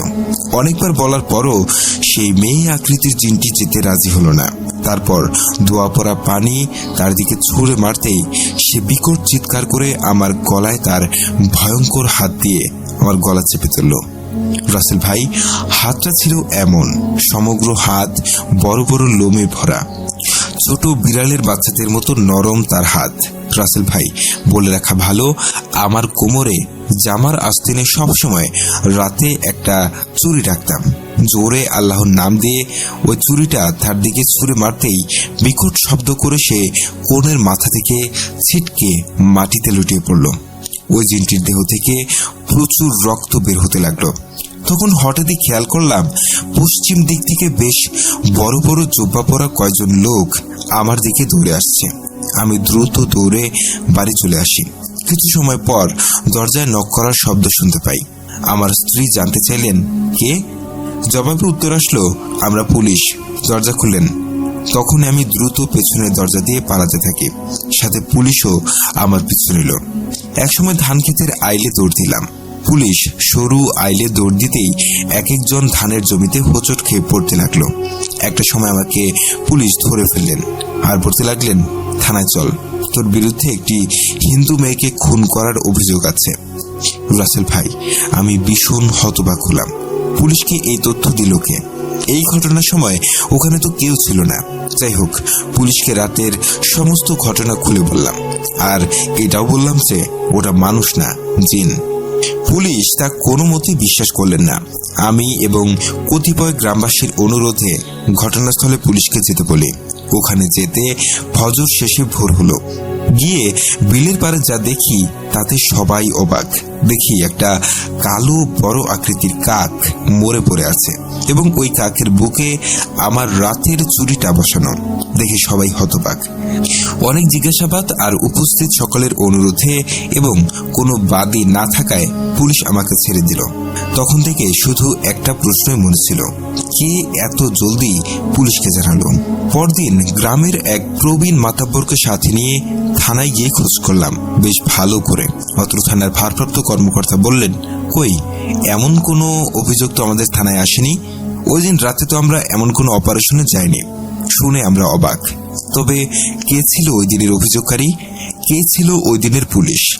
পরদিন আমার সাথে থাকা জিন হাজির করে তাদের কাছে তেমন কিছু জানতে পারেনি। তার উত্তর এখনো মেলেনি। রাসেল ভাই, এই ছিল ঘটনা। ঘটনাটি সম্পূর্ণ সত্য, প্রচার করলে ভীষণ খুশি হব।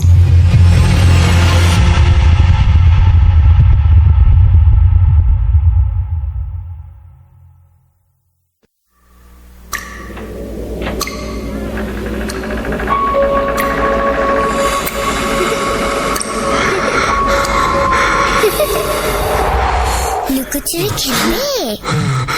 লুকোচুরি? তুমি লুকাও, আমি ঠিকই তোমাকে খুঁজে পাবো।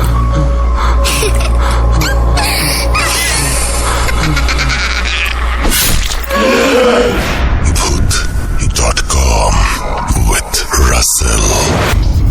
আরো একবার আপনাদের সবাইকে স্বাগত জানাচ্ছি। আমি রাসেল। আশা করছি আপনারা সবাই ভালো আছেন, ভালোর দলে আছেন। আমিও ভালো আছি আর ভালোর দলে আছি। এবারও একটা ঘটনায় যাব, তবে এই ঘটনাটি পড়েছেন জুনায়েদ। আশা করছি আপনাদের ভালো লাগবে। চলুন কথা না বাড়িয়ে আমরা সরাসরি ঘটনায় চলে যাই। আসসালামু আলাইকুম প্রিয় রাসেল ভাই, আশা করি ভালোই আছেন, কারণ আমি জানি আপনি সবসময় ভালোর দলে আছেন এবং আগামীতেও থাকবেন। আমি আগে ভূত FM আর এখন Bhoot.com এর একজন নিয়মিত শ্রোতা। ভাই, আমি সারাদিন কাজ করি, সেজন্য লাইভে কখনো শোনা হয় না, কারণ সারাদিনের পরিশ্রমের কারণে রাত জাগতে পারি না। বাট আমি আপনার সবগুলো এপিসোড ডাউনলোড করে সারাদিন কাজ করি আর কানে হেডফোন লাগিয়ে এপিসোডগুলো শুনি। ভাই, আমার কাছে অনেক ছোট্ট একটি ঘটনা আছে, আর সেই ঘটনাটি আমার নিজের সাথে ঘটা। ঘটনাটি ঘটেছিল 3 মাস আগে।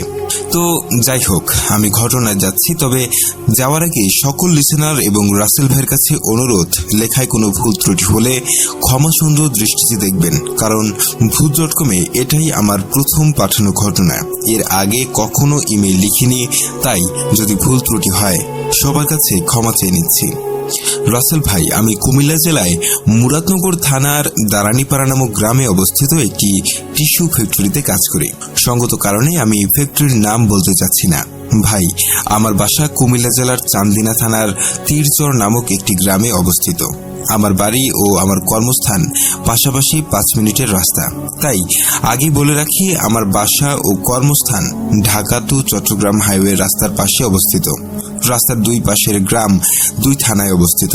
তো আমি যে রাস্তা দিয়ে আমার কর্মস্থানে যাই, সেখানে একটি অনেক বড় বট গাছ আছে, যা কিনা যুদ্ধের আগের। এই গাছ নিয়ে আমার আব্বুর মুখ থেকে অনেক ঘটনা শুনেছি, যা সময় পেলে আরেকদিন লিখে পাঠাবো। ভাই, আমার কর্মসময় সকাল 7টা থেকে সন্ধ্যা 7টা পর্যন্ত। তো একদিন সন্ধ্যায় আমার কাজ শেষ করে বাড়িতে যাই, আর আমার স্ত্রীকে বলি গোসল করব, কাপড় নিয়ে টিউবওয়েলে আসতে।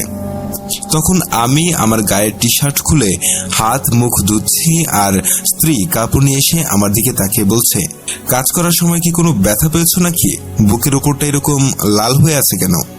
তখন আমি তাকিয়ে দেখি, সত্যি তো, এটা কিভাবে হলো, বাট কখনো আমি বুঝতে পারিনি। আর তখন ব্যাপারটা এত গুরুত্ব দেইনি এবং ভুলে যাই। তো একদিন দুপুরবেলা ফ্যাক্টরি বন্ধ থাকায় বাড়ির উঠোনে বসে আছি, কাপড়হীন উদাম শরীর নিয়ে। তখন আমার এক চাচা আমার দিকে তাকিয়ে বলল, কিরে, কারোর সাথে ঝগড়া করেছিস নাকি? তোর বুকের উপর এত বড় হাতের ছাপ কেন? কে মেরেছে তোকে? তখন আমি চাচাকে বললাম, কই না তো, কারোর সাথেই তো ঝগড়া করিনি। বলে বুকের দিকে তাকাতেই অবাক হয়ে গেলাম, এত বড় একটা হাতের ছাপ আমার বুকের উপর কিভাবে? আমি তো কারোর সাথে ঝগড়া করিনি। আর 7-5 ভাবতে ভাবতে আবারও ব্যাপারটা ভুলে যাই। রাসেল ভাই, তার 2 দিন পর আমি খেয়াল করলাম যে হাতের ছাপের অংশটুকু পুরে ঝলসে যাচ্ছে আর চামড়াগুলো উঠে যাচ্ছে। তখন আমি এই বিষয় নিয়ে খুবই চিন্তিত হয়ে গেলাম, আর তখন আম্মুকে বিষয়টি জানালাম। তখন আম্মু আমাকে বলে যে বিষয়টি স্বাভাবিক কিছু হবে না, তুই বড় হুজুরের কাছে যা, গিয়ে হুজুরকে হাতের ছাপটা দেখা। ভাই, আমাদের পার্শ্ববর্তী এলাকায় দারানিপাড়া একটি এতিমখানা আছে, আর এতিমখানার বড় হুজুরের সাথে আমার খুবই ভালো সম্পর্ক। তখন আমি আম্মুর কথা মতো হুজুরের কাছে যাই, গিয়ে হুজুরকে বিষয়টি খুলে বলি।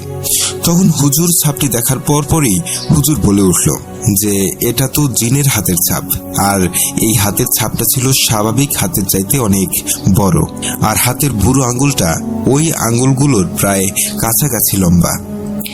জিনেদের হাত নাকি এরকমই হয়, তাদের হাতের আঙ্গুলের মধ্যে বুড়ো আঙ্গুলটাও ওই আঙ্গুলগুলোর মতোই নাকি লম্বা হয়। আর বিষয়টা আমি ভালো করে মিলিয়ে দেখলাম, সত্যি তো বুড়ো আঙ্গুলটা অনেক লম্বা, প্রায় ওইগুলোর সমান। হুজুর আমাকে সব বুঝিয়ে বলল। রাসেল ভাই, কথাটি শোনার পর আমি খুবই ভয় পেয়ে যাই, আর হুজুরকে বলি, হুজুর কোনো সমস্যা হবে কিনা, কিছু একটা করেন হুজুর। তখন হুজুর আমাকে একটা সময়ের কথা বলে দিল ওনার কাছে আসার জন্য। আমি বাড়িতে চলে আসি, এসে আম্মুকে সব ঘটনা খুলে বলি। তখন পাশে আমার এক চাচাতো বোন ছিল, তিনি এসব ঘটনা শুনলেন। তখন আম্মু জিজ্ঞাসা করলেন যে হুজুরকে কিছু বলেনি। আমি আম্মুকে হুজুরের দেওয়া সময়টার কথা জানালাম। সেটা শুনে আমার চাচাতো বোন বলল, তুই হুজুরের কাছে না গিয়ে সর্নিশা একটি অন্ধ হুজুর থাকে, ওইখানে সবাই যায়, ওনার কাছে সবাই উপকার পায়, সকল ধরনের চিকিৎসা উনি জিনদের মাধ্যমে করে, তুই ওখানে চলে যা। ওই আপুর কথা শুনে আম্মু রাজি হয়ে গেল আমাকে সর্নিশা হুজুরের কাছে নিয়ে যাওয়ার জন্য। এরপর আমরা রওনা দিলাম ওই অন্ধ হুজুরের বাড়ির উদ্দেশ্যে। গিয়ে দেখলাম অনেক মানুষ ভিড় করে আছে, সিরিয়াল নাম্বার বসাচ্ছে। তখন আমিও আমার সিরিয়াল নাম্বারটা খাতায় বসিয়ে দিলাম আর অপেক্ষা করতে লাগলাম কখন আমার সিরিয়াল আসবে। অবশেষে আমার সিরিয়াল চলে আসলো। আসার পর আমি হুজুরের কাছে গিয়ে বসলাম। বসে আমার বুকের উপর হাতের ছাপের কথাটা বলতে লাগলাম। কিছু বলার পর উনি আমাকে থামিয়ে দিয়ে বলল, আর বলতে হবে না, আমি বুঝে গেছি কি হয়েছে বিষয়টা।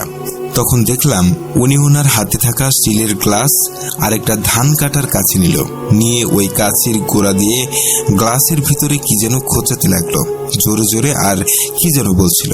একটু পর উনি আমার উদ্দেশ্য করে বলছে, তোমার বুকের উপর হাতের ছাপটা ওটা স্বাভাবিক কোনো হাতের ছাপ না, এটা একটা জিনের হাতের ছাপ। ওই দিন সন্ধ্যায় তুমি যে রাস্তা দিয়ে বাড়ি ফিরছিলে ঠিক তখনই ওই রাস্তা ধরে জিনটা যাচ্ছিল তার নিজ গন্তব্যে। তুমি তখন তার সামনে পড়ে গিয়েছিলে, তখন সে হাত দিয়ে তোমাকে ওর সামনে থেকে সরিয়ে দিয়েছে, যা তুমি বুঝতেই পারোনি। ওই জিনটা ভালো ছিল, তাই সে তোমার কোনো ক্ষতি না করে তোমাকে রাস্তা থেকে সরিয়ে দিয়ে চলে গেছে। আর তোমার বুকের উপর ছাপের অংশটুকু পুড়ে যাওয়ার কারণ জিনেরা তো আগুনের তৈরি, তাই ওই হাতের ছাপের অংশটুকু পুড়ে যাচ্ছে। তখন তিনি বলেন, যাই হোক, আর কোনো সমস্যা হবে না, আমি বিষয়টা দেখব, তবে তুমি টাইম মেনটেন করে চলো। আর তিনি আমাকে পানি পড়া ও তেল পড়া দিল, সাথে একটি তাবিজ দিল, আর হাদিয়া হিসেবে 800 টাকা নিল। এখানে একটা মজার বিষয় হলো ভাইয়া, আমার আগে যে মহিলাকে হুজুর দেখেছিল ওই মহিলা হুজুরের হাদিয়া নিয়ে দামাদামি করছিল, মানে উনি চাচ্ছিল কম দেওয়ার জন্য, আর হুজুর না করছে। পরে হুজুর বলল, আমাকে তুমি ঠকিয়ে লাভ নেই, এই টাকা আমার না, এই টাকা যাদের আমি তাদের দিয়ে দেব, তুমি আমাকে কম দিও না। তখন আমি হুজুরের কথাগুলো শুনে অবাক হলাম যে যাদের টাকা তাদের কাছে দিয়ে দিবে মানে? হুজুর কাদের বোঝাচ্ছে? রাসেল ভাই, আমার সাথে আমার একজন মামাও এসেছিল। তখন আমি মামাকে জিজ্ঞেস করলাম, মামা, হুজুর এগুলো কি বলছে? তখন মামা বলল, হুজুর এই টাকা দিয়ে ওনার জিনদের নাকি মিষ্টি খাওয়ান, আর রাতে উনি জিনদের মাধ্যমে সবার সমস্যার সমাধান করে থাকেন। আর আমার মামা আগেও অনেকবার ওই হুজুরের কাছে এসেছিলেন, আর উনি আমাদের নিয়ে এলেন। হুজুর মামাকে চিনে, তো আমরা চলে এলাম। প্রিয় রাসেল ভাই, তারপর আমার আর কোনো সমস্যা হয়নি, কিন্তু ভাই ওই হাতের ছাপটা এখনো আমার বুকের উপর রয়ে গেছে। আপনি চাইলে আমি প্রমাণ দিতে পারবো। জানি ঘটনাটি ভয়ঙ্কর না, বাট এটি একটি সত্য ঘটনা। যদি ঘটনা সিলেক্ট করা হয় তাহলে আরো অনেক ঘটনা আছে, লিখে পাঠাবো সময় করে। আর সিলেক্ট হলে আমাকে জানাবেন। ভূত.com দীর্ঘজীবী হোক। নাম MD Abdul Quader, address Chandina, Comilla.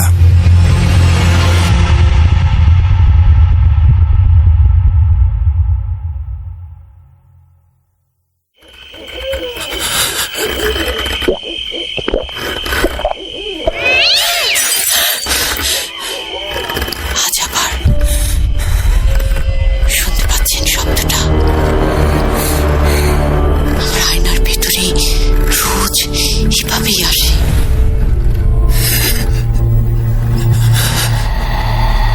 Booth.com with Russell.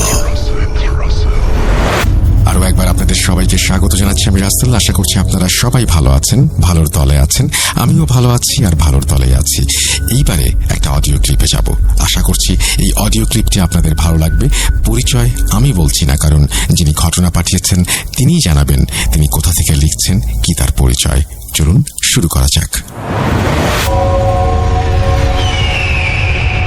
আসসালামু আলাইকুম রাসেল ভাই, জানি আপনি ভালোর দলে, তাই আর জিজ্ঞেস করলাম না। আজকে আমি যে ঘটনাটি লিসেনারদের মাঝে নিয়ে উপস্থিত হয়েছি, এই ঘটনাটি উত্তরবঙ্গের চাঁপাইনবাবগঞ্জ জেলার শিবগঞ্জ থানার প্রাচীন গড়ের রাজধানী সোনা মসজিদের লাগোয়া কোনো একটি গ্রামের ঘটনা। এই ঘটনাটি আমাদের গ্রামের একটা বড় একটা বংশ আছে, বংশের ঘটনা। এই ঘটনাটি আনরিলেটেড ঘটনা। তো আমাদের গ্রামের প্রায় 70% সেই পরিবারটির মানে সদস্যদের, তাদের বিশাল জনগোষ্ঠীর একটা বংশ। তো তাদের বংশের একটা প্রবাদ আছে, তাদেরকে পাগলা বংশ বলা হয়। এই ঘটনাটি শোনার পরে বুঝতে পারবেন যে কেন তাদেরকে পাগলা বংশ বলা হয়। এই ঘটনাটি যুদ্ধের আগের ঘটনা। এই বংশের একজন বড় কর্তা ছিলেন, তার নাম নইমুদ্দিন হাজি সাহেব। তো নইমুদ্দিন হাজি সাহেব তাদের মানে মাটির উপরে প্রায় 6-7টি বৈশাখী আমের গাছ ছিল।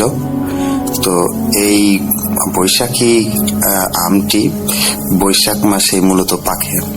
আর এই আমটি অনেক দেখতে সুন্দর ও সিঁদুর লাগা আম, যেটাকে আমাদের গ্রামের ভাষায় বলে সেন্দুর লাগা আম। তো তিনি তাদের দফাদার বলতে আমাদের গ্রামের ভাষায় দফাদার বলতে বংশের তাদের জমি জায়গা দেখাশোনা করার জন্য প্রধান যে লোকগুলা থাকে তাদেরকে দফাদার বলা হয়। তো তার বেশ কয়েকটি দফাদার নিয়ে সেই বৈশাখী গাছের পাকা আম সংগ্রহ করতে তারা যায়। তো এই বৈশাখী আমের গাছটি তাদের সেই সময় এই জায়গাটিতে অনেক বন জঙ্গল ছিল। আর সে সময় ভূত এবং বা জিন পরি বলেন ও জন্তু জানোয়ারের যে হিংস্র প্রাণীর ভয় থাকতো। বিশেষ করে বানর, বাঘ, তারপরে বানরের বেশ কয়েকটি প্রজাতি, এগুলোর ভয় ছিল খুব বেশি। এবং জিনের পরীর তো ভয় আছেই।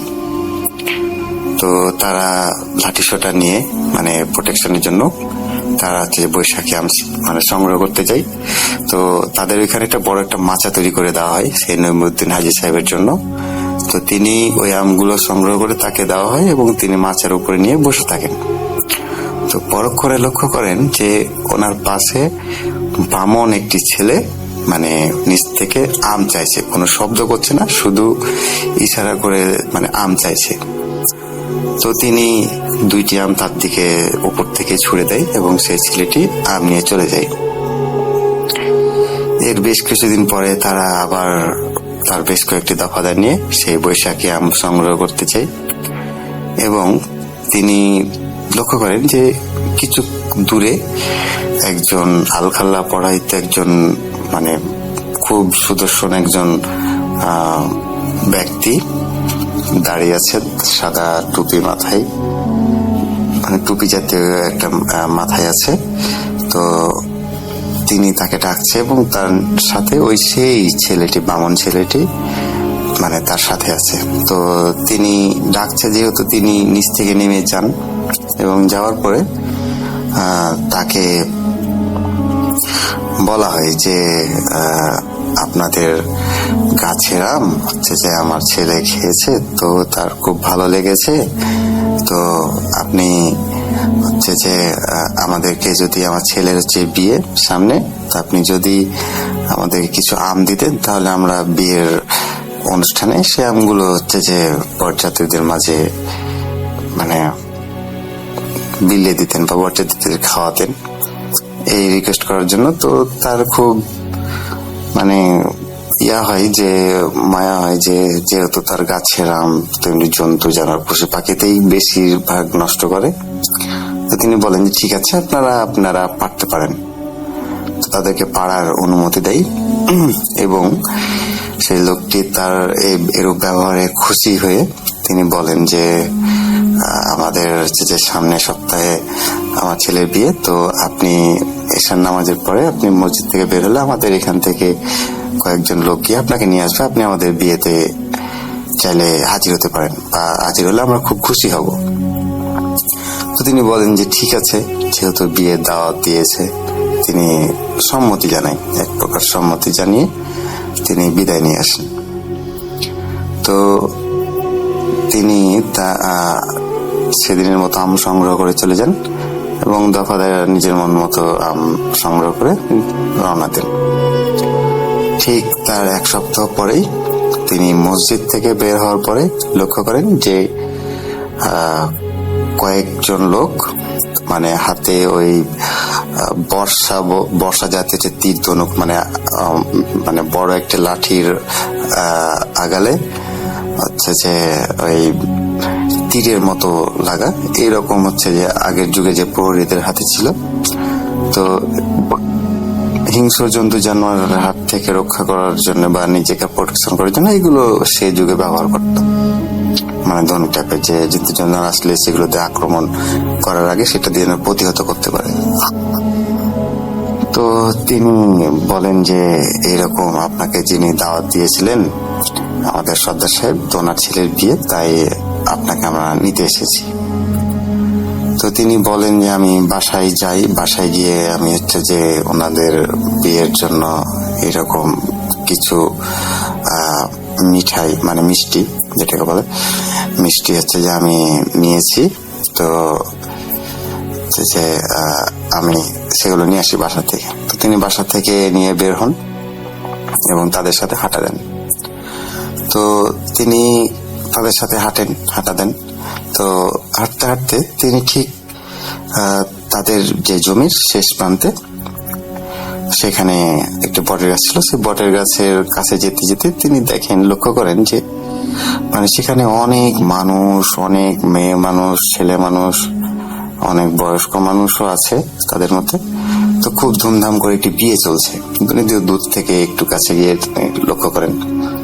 তো তিনি সেখানে গিয়ে উপস্থিত হতে সেই মানে বৃদ্ধ বয়স্ক লোকটি তিনি তার সামনে এসে হাজির হলেন এবং তাকে লম্বা একটি সালাম দিয়ে তাকে আপ্যায়ন করেন।